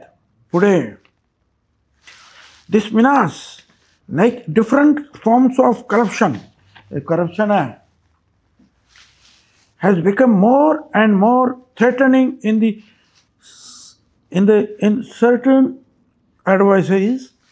The commission has advised the central and the state government how this menace could be extirpated, but false caste certificates and false caste identities based on them cannot change the reality of the caste. त्यांनी सांगितलं, तुम्ही याच्यामध्ये आम्ही केंद्र सरकारला, राज्य सरकारला सांगितलं याच्यात लक्ष द्या आणि तुम्ही अशी चुकीची सर्टिफिकेट देऊन जात बदलत नाही कुणाची. असं खूप म्हटलेलं आहे त्यामध्ये. सुप्रीम कोर्टाचं घटनापीठ आहे. या आरक्षणाच्या मुद्द्यांच्या पलीकडेही बरेच मुद्दे आहेत. जर छगन भुजबळ जाणून घ्यायचे असतील तर त्यांचं वैयक्तिक आयुष्य खूप मोठं राहिलेलं आहे. आता कालची एक अपडेट आहे की महाराष्ट्र सदन घोटाळा, त्यातल्या ज्यांनी बांधकाम केलं त्यांना क्लीन चिट मिळाली. त्या क्लीन चिटच्या जेव्हा बातम्या येतात तेव्हा मनात काय भावना येते तुमच्या? ठीक आहे, आता असं आहे ना, जो खो गया उसी को भुलाता चला गया, जो मिल गया उसी को मग गद्दार समजले. ते झालं आता त्याच्यावर काय रडत बसणार.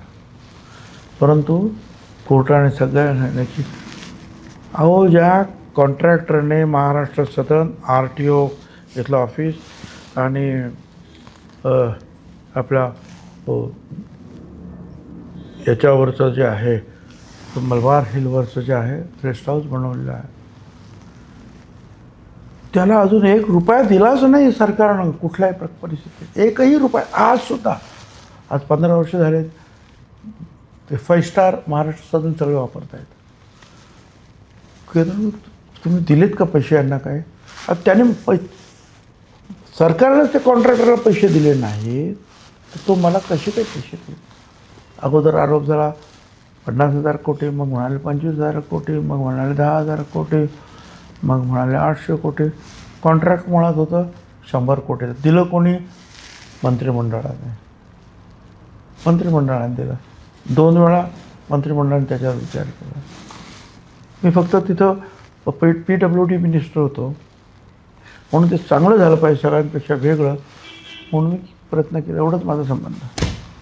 तुम्ही तुरुंगातून बाहेर आल्यानंतर जो पहिला इंटरव्ह्यू तुमचा झाला होता त्याला मी उपस्थित होतो. त्यात तुम्ही असं म्हणाला होतात खात्रीने की पुढच्या काही वर्षात बघा यातून काहीही निष्पन्न होणार नाही, पण मी जे भोगायचं ते भोगलं आहे. वैयक्तिक हानी जी व्हायची ती झाली आहे. त्या सगळ्या मागच्या कालावधीकडे वळून बघताना कोणती सगळ्यात मोठी हानी तुम्हाला आठवते त्या गेल्या काही वर्षातली? तर खूप मोठं ना. एक तर म्हणजे असं आहे की एक शिक्का ताबडतोब आपल्या डोक्यावर बसतो करप्शनचा. अरे एवढं चांगलं काम केलं. राष्ट्रपतींनी सांगितलं राष्ट्रपती भवनानंतर जर उत्तम इमारत जर कुठली असेल दिल्लीमधली तर महाराष्ट्र भवन. आता अलीकडे पर्यंत ज्यात मोदी साहेबांपासून तर अमित शहा आणि आत्तासुद्धा नितीन गडकरीजी तिकडे मिटिंग घेतात. एवढं छान आहे. आणि त्याच्या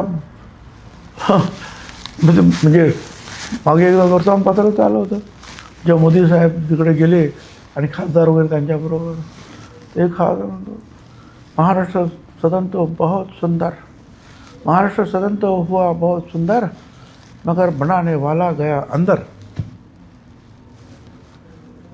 बस खोटे आरोप. अजून पैसे दिले नाहीत पण कॉन्ट्रॅक्ट कितीचं? 100 कोटीचं.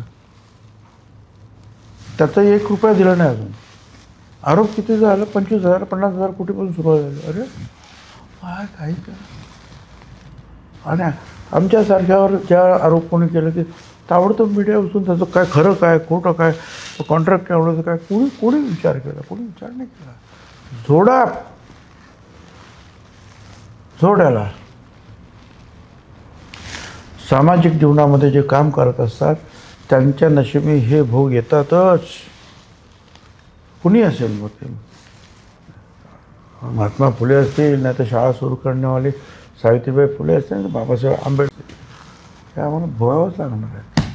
म्हणजे कुटुंबालाही खूप तुमच्या भोगावं लागलं. हा 2-2.5 वर्ष मी समीर भुजबळ आतमध्ये पंकजच्या पाठीमागे पोलीस लागलेले, तो वर्षभर 1.5 वर्ष काय 2 वर्ष घराच्या बाहेर.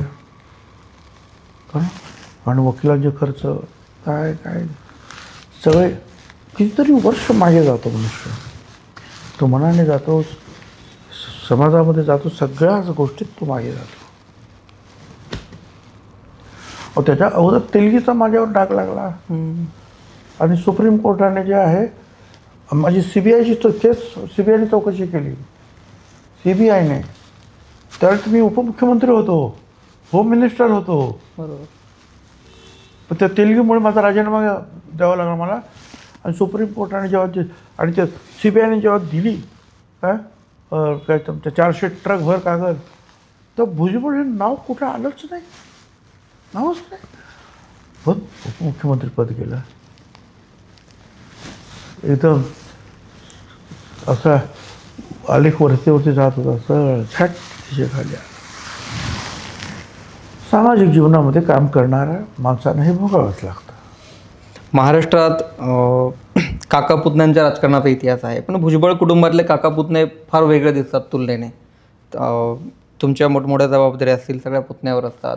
तुमचं नातं कसं एवढं वेगळं? मला असं वाटतं की तुम्ही याबद्दल आम्हाला आशीर्वाद दिले पाहिजेत, शुभेच्छा दिल्या पाहिजेत की असंच राहो. निदान राजकारणात एक तरी काका पुतण्याचं घर नीट राहावं. तुमचे जे आमच्या इथे पुतणे बितणे काही नाही, दोन्ही आमची मुलंच आहेत. काय आज 17 तारीख आहे. 17 सप्टेंबर 17 सप्टेंबर 1978ला समीरचे वडील म्हणजे माझे मोठे भाऊ वारले. आज जवळजवळ 47 वर्ष झाली आजच. आणि त्यावेळेला फार लहान होता तो आणि त्याची एवढे फार थोडंफार समजत असेल तर मागे. त्यापासून मग माझ्या मिसेसने म्हटलं बाबा तरी आहेत आमच्याबरोबर, आणि आमच्या एकाच घरामध्ये पंकजबरोबरच ते दोघं मोठे झाले. आणि त्याच्यामध्ये कधी भेदभाव नाही, याला एक त्याला एक काय भेदभाव, कोण काय करतो, सगळं एकच. भावाभावात तरी भांडण असतंच हो, इकडे ते पण नाही आहे. तुमच्या राजकीय वारसदारांकडून तुमच्या काय अपेक्षा आहेत? ते काय नाही, मी काय वारसदार, माझी काही राजाची गादी थोडीच आहे. काय पण तुम्ही ओबीसींचा आवाज आहात. राजाची गादी नाही का बादशाची गादी नाही की मी त्याचा वारसदार ठरवेन. वारसदार जे आहे ते जो चांगलं काम करेन, लोकांच्या पसंतीस उतरेल, तो पुढे राजकारणात पुढे जाईल. नाही तर मग काय सगळेच काय राजकारणात थोडेच असतात. काही दुसरे सुद्धा आपले उद्योग करता येतात, पोटापाण्याचे करतील. तुम्ही आता जर 17 सप्टेंबर 78चा जो उल्लेख काढला, तर तुमचं एक भाषण रीलमध्ये सातत्याने समोर येत असतं की 1978चा तो दिवस ज्या दिवशी तुमचे मोठे भाऊ गेले, आणि दुसरा एक दिवस जेव्हा तुम्ही उल्लेख केला तर गोपीनाथ मुंडे गेले. ते 2 दिवस माझ्या आयुष्यातले खूप वाईट आहेत. तुमचं ते भाषण नेहमी समोर येत असतं. गोपीनाथ मुंडे या महाराष्ट्रात नसल्यामुळे तुम्ही जेव्हा तुमची साथ तुटली तिथून पुढे काय काय या महाराष्ट्राने गमावलं असं मला वाटतं? असं आहे की एक तर जे आहेत गोपीनाथराव मुंडे हे असते, एक तर ते भारत सरकारमध्ये मंत्री झाले असते. एक मजबूत सपोर्ट मला मिळाला. खोट्या चुकीच्या आरोपावरून मला आतमध्ये जावं लागलं नसतं. माझ्या कुटुंबियाचं हरण झाले. आणि ओबीसीचं काम आमची जोडण फार पुढे आम्ही देशभरामध्ये नेलं असतं ते असते तर. आणि एक मोठा सपोर्ट मला मिळाला असता. ते मला नेहमी म्हणायचे की भुजबळ ह्या सामाजिक याच्यातले ओबीसी विषयातले आमचे नेते आहेत, आमचे मोठे बंधू आहेत, आणि त्याप्रमाणे ते वागले. तर माझ्यावर जे काही संकट आले त्यावर ते निश्चितपणे उभे राहिले असते. तुम्ही सातत्याने जेव्हा तुमच्याकडून एक हातबल्ला दिसून येते की दुसरं कोणी आज बोलत नाही, जर गोपीनाथ मुंडे आज समजा नाही आहेत, जर विषय आज ते नाही आहेत, पण तर तुम्हाला आज एक त्यांना निरोप द्यायचा असता की आज अशी परिस्थिती आहे महाराष्ट्रात, तुमची गरज आहे, तर तुम्ही त्यांना काय निरोप दिला असता?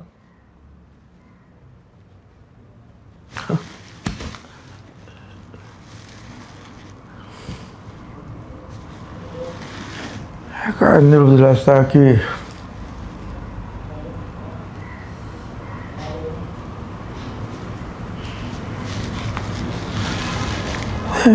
विवाद ज्यासाठी आम्ही लढलो, आपल्या अगोदरचे काही लोक लढले, ते आरक्षणच आज धोक्यात आलं आहे. आरक्षण धोक्यात आलं याचा अर्थ 54% लोक जे आहेत हे जे आतापर्यंत गाळात राहिले तसंच राहण्याचे दिवस आलेले आहेत, शिक्षणात, नोकरीत, सगळ्या ठिकाणी. आणि म्हणून आता 4 दिवसात 4 आत्महत्या झाल्या. कोण कुंभार समाजाचा आहे, 2 वंजारी समाजाचा आहे, 1 माळी समाजाचा. आज तुम्ही असते तर ही वेळ आमच्यावर आली नसती. तुम्ही तिथे जेव्हा रेणापूरला गेलात वांगदरी गावात, आणि तुमचा रुमाल काढून त्या मुलाचे जेव्हा तुम्ही अश्रू पुसले, अनेक जण म्हणाले की आम्हालाच मुंडेसाहेब आल्यासारखं वाटलं. काय करणार, लहान लहान लेकरं बाळ होते. मला बघून तर आणखीनच रडायला लागले. ते शेवटी जवळ घेऊन त्यांना धीर दिला, काळजी घेऊ नका. ते प्रसंग वेगळे असतात हो, टची प्रसंग असतात. काही काही वेळेला आपण आपल्या राहत नाही खरं म्हणजे. ते हृदय पिवटून निघतं की, कारण मी त्या दिवसातून गेलेलो आहे. मी सुद्धा असेच आईवडील लहानपणी गमावलेले आहेत. आणि एक अतिशय लहान 10x12 पत्र्याच्या खोलीमध्ये माझं गाव, जिथे लाईट नाही, नळ नाही, मोरी नाही, संडास नाही, अशा ठिकाणी दिवस काढले आणि शिकलो. म्युन्सिपाल्टीच्या देवाखाली अभ्यास. ते दिवस सुद्धा उभे राहतात. आता तरी कोणीतरी आहे, आरक्षण आहे, हे आहे, ते आहे. त्यावेळेला तर ते आणखी काहीच नव्हतं ना.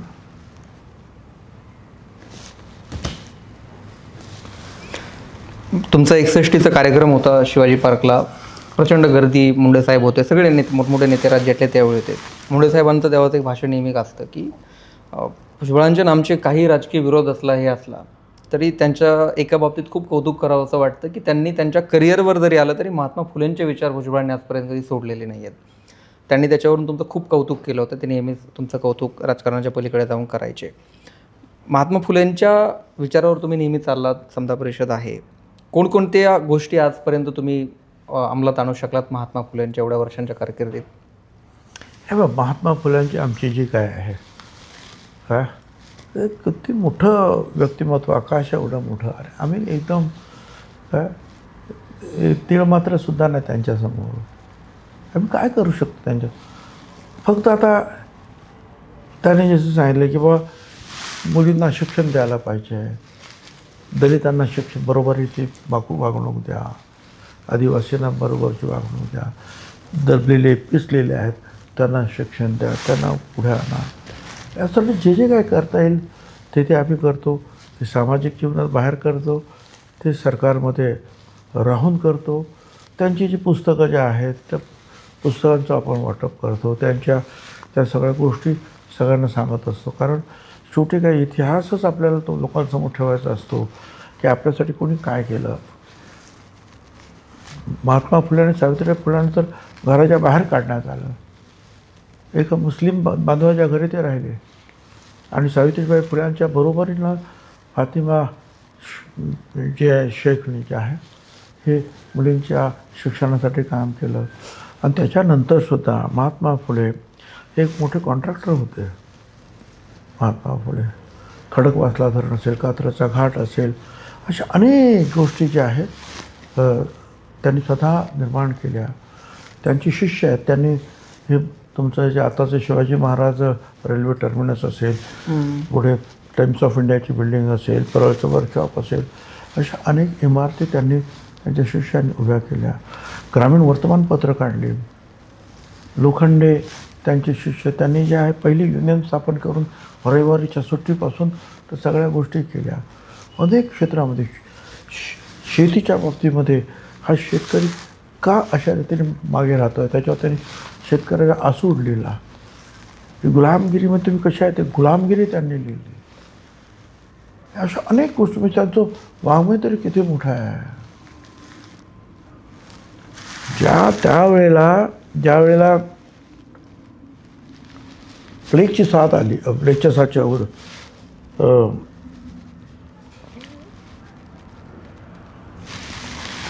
प्लेगची साथ आली त्यावेळेला महात्मा फुले नव्हते.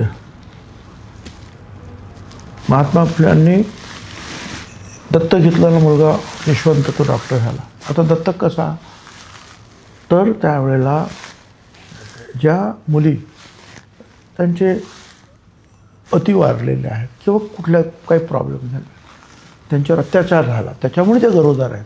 मग आता हे गरोदर दाखवायचं कसं गरोदर पण, मग मध्ये जीव द्या, अमुक द्या, तमुक द्या. त्यावेळेला ह्या नवरा बायकोने पोस्टर लावले पुण्यामध्ये की माझ्या मुलींनो आत्महत्या करू नका, तुमचं बाळणपण आम्ही करू, तुमच्या मुलींना तुम्हाला आम्ही सांभाळू, तुमच्याकडे या. त्या बालसंगोपन गृहामध्ये म्हणा त्या 40 महिला आल्या. अनेक दुर्दैवाने ब्राह्मण समाजाच्याच होत्या. त्यांचं बाळणपण केलं, सांभाळलं. तो हा यशवंत तो पण डॉक्टर झाला. आणि हे नसताना ज्योतिराव नसताना ज्यावेळेला प्लेग आला पुण्यामध्ये, त्यावेळेला ब्रिटिश सरकारचे जे अधिकारी प्लेग झालेल्या माणसाला बाहेर नेऊन टाकून द्यायचे मरा. त्यावेळेला ससाण्यांच्या माळावर 10 किलोमीटर असेल त्या पुण्यापासून एक दवाखाना सुरू केला डॉक्टर यशवंतांनी.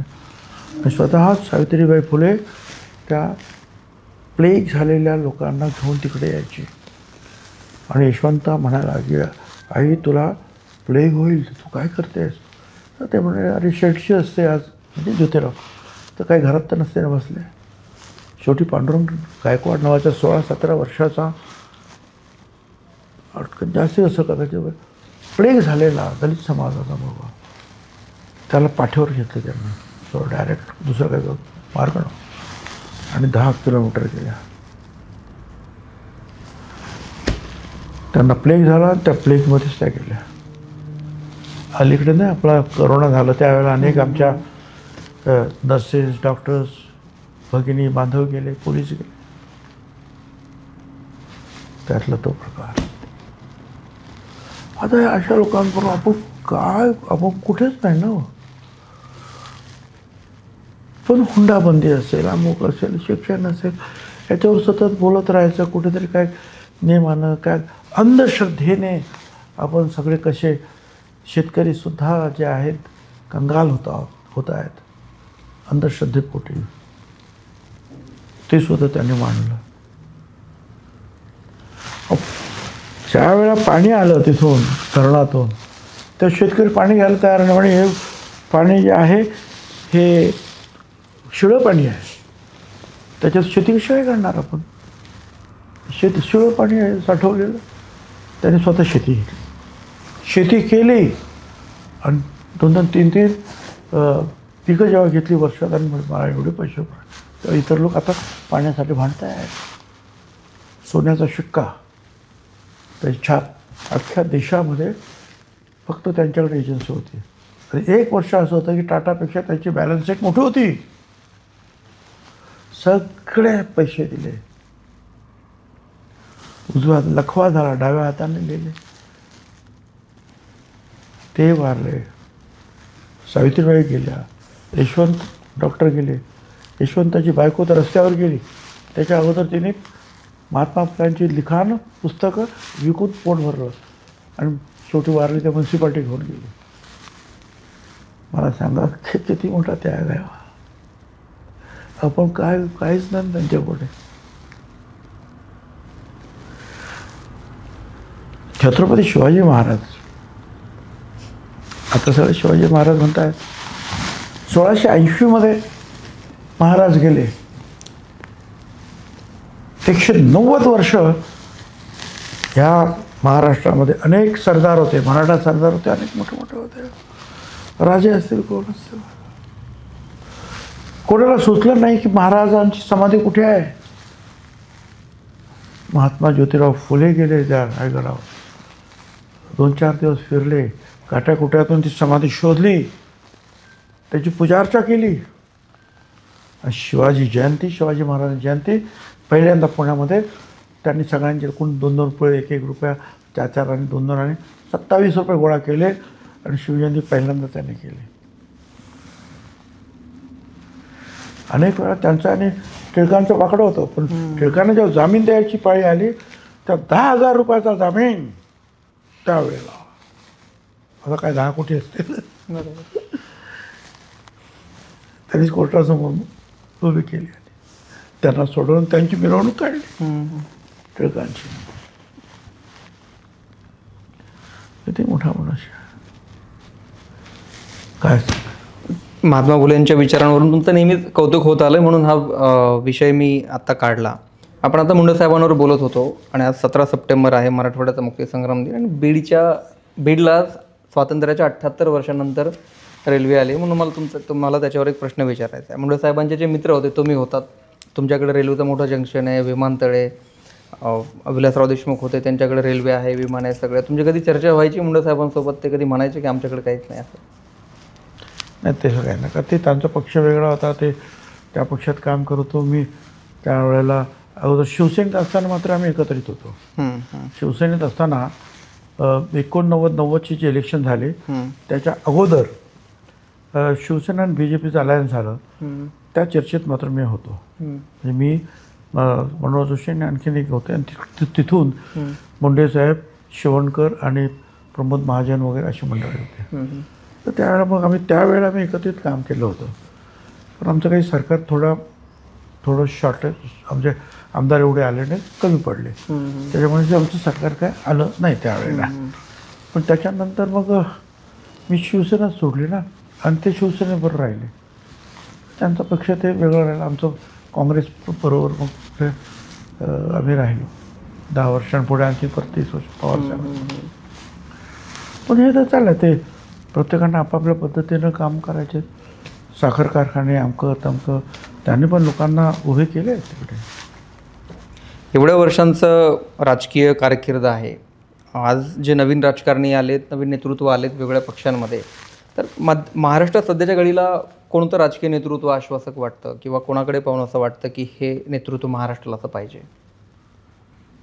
नवीन नेतृत्वांपैकी मला तरी मी जे आता जे पाहतो आहे ते सगळं, म्हणजे माझ्या अवतीभोवती असलेले जे लोक, अगदी स्पष्ट सांगायचं तुम्हाला, आज असलेले मुख्यमंत्री फडणवीस, त्यांची ग्रास्पिंग पॉवर, निर्णय घेण्याची पद्धती, आणि काही जरी झालं तरी OBC आणि इतर मागासवर्गीयांच्या बाबतीमध्ये असलेला त्यांचा दृष्टिकोन, त्याचबरोबर म्हणजे सामाजिक विषयाबरोबरच आज आपण पाहतो वेगवेगळ्या क्षेत्रामध्ये महाराष्ट्र प्रगती करतो आहे. डेव्हलपमेंटमध्ये सुद्धा सगळ्यात मोठे पुढे करतो. IT मध्ये आपण पुढे आहोत. प्रत्येक गोष्टीमध्ये आपण पुढे चाललेलो आहोत. तर असा तरुण तडफदार मनुष्य की ज्याला प्रश्न कळतात आणि त्याच्यावर तो ताबडतोब निर्णय घेण्याची क्षमता त्यांच्याकडे. ठीक आहे, त्यांचा पक्ष वेगळा आहे, त्या पक्षाची विचारधारा काय वेगळी असेल, आमच्या पक्षाची विचारधारा काय वेगळी असू शकेल, पण राज्याच्या दृष्टीनं एकूण सगळ्यांना बरोबर घेऊन जाणारा आणि त्याचबरोबर राज्याचं हित साधणारा आणि विकासात पुढे असणारा, मला असं वाटतं की आज तरी देवेंद्र फडणवीस आहेत. आणि दुसरं म्हणजे तुम्ही पहा ना, आपल्या आजूबाजूला होणारं जे आहेत, कर्ज वगैरे होतात, त्या सगळ्या गोष्टी आहेत. पण आज जो विकास होतो आहे, तो समृद्धी महामार्ग असेल, मुंबईचं जे आहेत वेगवेगळे जे रस्ते असतील, आणखीन काही गोष्टी, कारखाने येत आहेत, फॉरेन इन्व्हेस्टमेंट येते आहे परदेशाची, ह्या सगळ्या बाबतीमध्ये जे आहे त्यांचा अभ्यास, ग्रास्पिंग पॉवर आणि करण्याची वृत्ती, न्याय देण्याची, ऐकण्याची वृत्ती, मला असं अर्थ तरी ते निश्चितपणे एक चांगलं आश्वासक नेतृत्व आहे. तुमच्या विकास कामांवर बोलायचं झालं तर आपण नाशिकला जर गेलं, पूल आहे, लोक म्हणतात भुजबळांमुळे झाला, काही मोठमोठ्या रस्ते असतील भुजबळांमुळे झाला, बरीच कामं आहेत, लोक आजही म्हणतात फक्त भुजबळांमुळे झालं. एवढे वर्ष कामं केल्यानंतर तरीही नाशिक जिल्ह्यासाठी म्हणा, तुमच्या मतदारसंघासाठी म्हणा, असं काही आहे जे करायचं राहिलं अजून करावं असं वाटतंय? आणि विकास हा कधी संपत नाही हो. आपल्याला जगाच्या बरोबर धावायचं असेल, आपण किती विकास केला आणि इतरांबरोबर कम्पॅरिझनला उतरलो की आपल्याला असं वाटतं की आपण मागेच आहोत. पण हे खरं आहे. आज एअरपोर्ट आपण तयार केलं, मुंबई नाशिक रस्ता तयार केला, नाशिक त्र्यंबकेश्वर, नाशिक पुणे, नाशिक औरंगाबाद, संभाजीनगर आता आपण म्हणतो ते, त्याच्यानंतर बोट क्लब तयार केलेले आहेत. तो त्यावेळेचा त्या डिझाईनचा तो पहिला फ्लायओव्हर ब्रिज पूर्ण शहराच्या वरून गेलेला त्या प्रकारचा. पूर्वी नुसते स्लॅबचे असायचे, आता तो भारतातला पहिला, आशियातला दुसरा डिझाईन L&T कडून आपण करून घेतलं. अडचणी खूप आल्या, खर्च जास्त येतो, हे येतो, अमुक करा तमुक करा, मला माहिती काय असतं. मग हेच डिझाईन हे सगळं 1980 सालामध्ये मी बॉस्टनला गेलो असताना येताना स्वित्झर्लंडला पाहिलेलं जी फिनिकल ट्रॉली अशी डोंगरावर आघाडी कशी काय जाते, डोंगरावर आघाडी जाते, म्हटलं आपण कुठेतरी करायचं. आणि ते मी ते सप्तशृंगी गडावर केलं, सप्तशृंगी गडावर. आणि दुसरा त्याची पण पायाभरणी केली आम्ही ठाण्याला ज्याला मलंगड आपण म्हणतो, आजी मलंग किंवा मलंगड, तिथे ती पण आता तयार होत आलं. तर अशा अनेक गोष्टी, आणि सगळी मंदिरं जे आहेत त्याला नीटनेटके करणं, घाट मोठं करणं, inner ring road, outer ring road, असे अनेक कामाचा धडाका जे आहेत त्यावेळेला मी केला आहे. हे खरं आहे. याच्यासोबत लोक जे आहेत अजून आठवण ठेवतात, हे माझं नशीब आहे. हां, म्हणूनच मी त्यासाठी काढलं. आता काही दिवसांपूर्वी मी नाशिकला जेव्हा गेलो होतो तेव्हा तुमच्या तिथे गेस्ट हाऊसला काही पत्रकार बांधवांना भेटलो. पालकमंत्रीपदाचा विषय निघाला होता हो, की भुजबळ साहेबांसारखं व्हिजन नसलेल्या नेता जिल्ह्यात नाही. भुजबळ साहेबांची पालकमंत्री पदासाठी परत चर्चा आहे. कधी चर्चा झाली अशी? कारण अजूनही तिढा सुटलेला नाही तुमच्या पालकमंत्री पदाचा. मी त्याच्यावर जास्त लक्ष देत नाही. ठीक आहे, जे कुठे त्याने सगळ्यांनी काम करावं. मला जे वाटतं की हे बरोबर आहे त्याला मी सांगते, मला वाटतं हे बरोबर आहे. मला सांगतं हे चुकीचं आहे. आता मी विधानसभेतसुद्धा मांडलं होतं, ते मंत्रिमंडळातसुद्धा मांडलं अनेक वेळा की बाकी तुम्ही काही करा नका करू बाबा, परंतु गोदावरी नदी जी आहे गटारापासून मुक्त करा, आणि तिथलं पाणी लोक प्रेमाने घरी पूजेला घेऊन जातात, प्यायला घेऊन जातात. आणि त्याच्यामध्ये जे आहे हे संडासचा मैला जो सोडलेला आहे, कारण सगळ्या ज्या इमारती झाल्या तयार, त्यांनी पावसाळी गटारामध्ये ती गटारं जोडली. खरं म्हणजे ही गटार वेगळं असतं, मैला वाहून नेणार. त्या पावसाळी गटाराला, ते पावसाळी गटाराचं सगळं घाण त्या नदीमध्ये येते, ती ताबडतोब बंद झाली पाहिजे. बस एवढी माझी मागणी मी सातत्यानं करतो आहे. तुमच्या म्हणजे सर्वात जुन्या नेत्यांपैकी आज तुम्ही एक आहात की ज्यांची भाषणं आजही तरुणांच्या स्टेटसवर असतात, व्हॉट्सअप स्टेटसला, फेसबुकला खूप गाजतात भाषणं. त्यातली विशेषतः तुमची शेरोशायरी खूप गाजते. ती शेरोशायरी भाषणातली म्हणजे कधीपासून करता तुम्ही? ते शेअर कुठून सुचतात तुम्हाला? काही नाही, असं वाचन करत असतो आपण. आता पाहिलं असेल समोर एवढी पुस्तकं पडलेली आहेत, वरती जे आहेत माझ्या बेडरूममध्ये, नाशिकला सुद्धा अशा काही कित्येक हजार पुस्तकं असतील, त्याच्यामध्ये शेरोशायरी. ठीक आहे, सगळ्याच गोष्टी आपल्याकडे होत नाही, कुठून कुठे आपण. मी पण असं ऐकलं तुम्ही कुठल्या तरी सिनेमात एक भूमिका पण केली, प्रोड्यूस केलं, मी निर्माण केलं काय 2-4 पिक्चर मराठी. म्हणजे ते जर नसतं तर तुम्ही निश्चितच सिनेमा क्षेत्राकडे वळला. तिकडे पण गेलो असतो आणि इंजिनियर पण ते पण केलं असतं. एवढ्या वर्षांच्या राजकारणामध्ये तुम्ही तर तुमच्या भाषणात सांगितलं किंबहुना मी एका कंपनीमध्ये काही वर्ष जे आहे मॅनेजरच्या भूमिकेमध्ये काम केलेलं आहे. माझगावच्या दास अँड कंपनी मॅनेजर होतं त्याचे. आणि मग हळूहळू मग एकदम नगरसेवकला मग तर. आज या महाराष्ट्राच्या राजकारणात तुम्हाला कशाची उणीव भासते? या महाराष्ट्राच्या आजच्या राजकारणात आजची परिस्थिती, सामाजिक राजकीय परिस्थिती जी काही विशेषतः मराठवाड्यात तर फारच ॲग्रेसिव्ह आहे, या सर्व सामाजिक परिस्थितीमध्ये तुम्हाला कशाची उणीव भासते महाराष्ट्रामध्ये? मला असं वाटतं की लोक होकल होत नाहीत आजकाल. चांगली शिकलेली असतात, समजदार असतात, परंतु या अनेक गोष्टींवर जे आहे ना त्यांनी जरा बोललं पाहिजे. कधी कधी लोक भीतीपोटी गप्प बसतात. कधी कधी त्यांना वाटतं आपल्याला काय करायचं, आपलं चाललं आहे ना, चालू द्या. आणि मग पूर्वी जर मुंबईमध्ये म्हणा किंवा गावाला अजून तरी अशा थोडी बरी परिस्थिती वाटते काही काही गावात, पण अदरवाईज मुंबईला सुद्धा कोणी जर आरेला काल रस्त्यावर म्हणलं तर ताबडतोब हे बघ का हो यार, ज्या शांत थांब ना, कशाला हिंदीमध्ये मराठीमध्ये जसं काय बरोबर करू.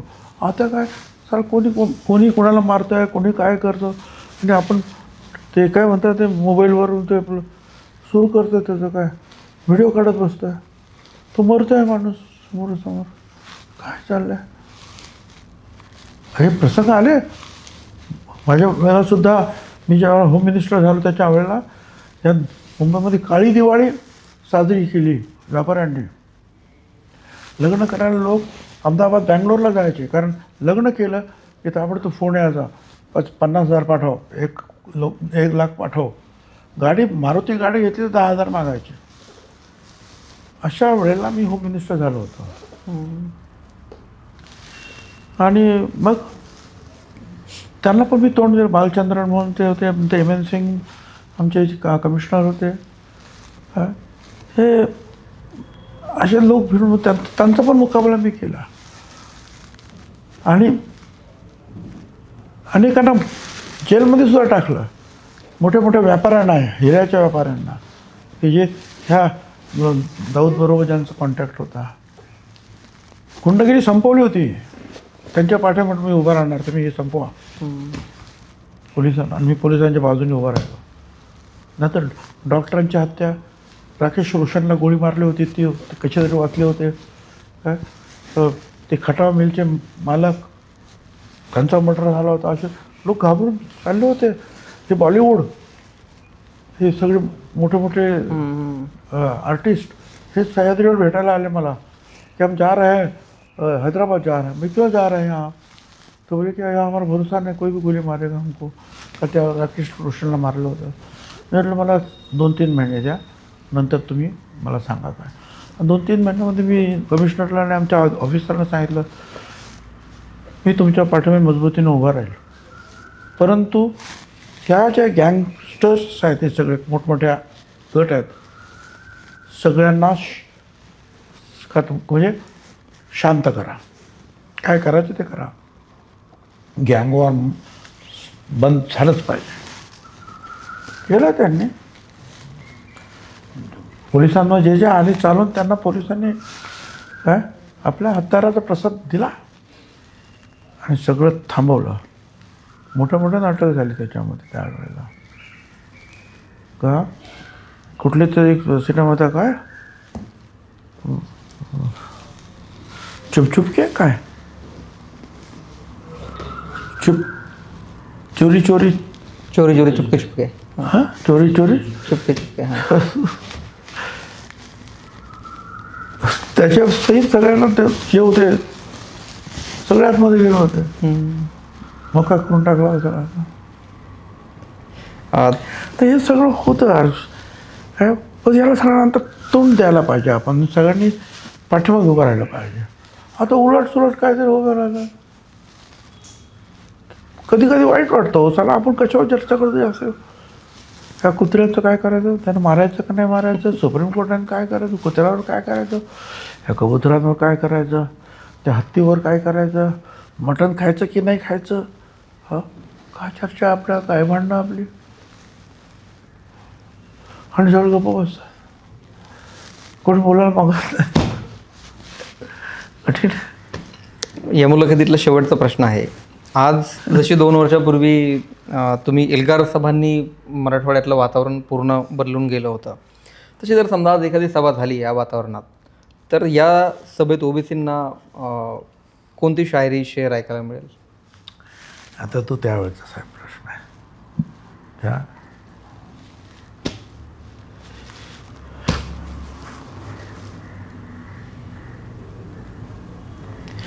मला ताबडतोब असं काही सुचणं काही शक्य नाही.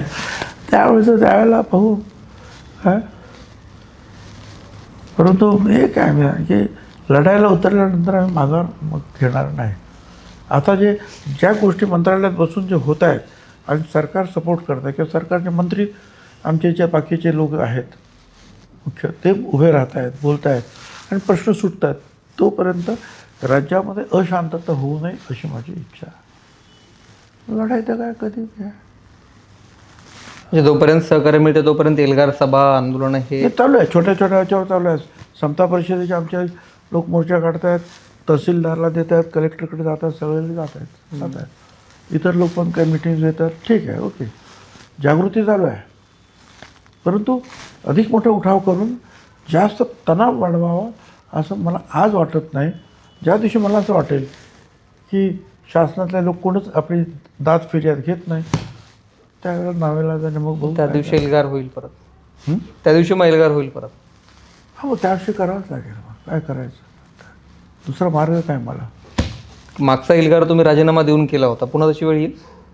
अरे काय तर राजीनामा उद्या कुठे मागितलं काढून टाकतील, मला काढून टाकू दे.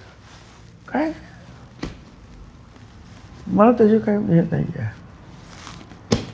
पण ओबीसीचं काम न्याय, ओबीसीचं काम म्हणजे न्याय, मागासवर्गीयांचा न्याय, मग दलितांचं असेल, आदिवासींचं असेल, हा गोरगरिबांचं काम आपण करूया. माझं ज्या फुले शाहू आंबेडकरांचं आम्ही नाव सांगतो, तर आणखीन काय करायचं असतं, हेच करायचं असतं ना. या मंडळींनी जे केलं ते त्यांनी खूप केलं, आपण थोडं तर करू. खरं आहे भुजबळ साहेब, तुम्ही साधारण 1-1.5 तास या मुलाखतीला दिला आहे. एवढा वेळ दिल्याबद्दल मी तुमचा मनापासून आभारी आहे. story.com सारख्या छोट्याशा चॅनलला एवढा वेळ दिल्याबद्दल.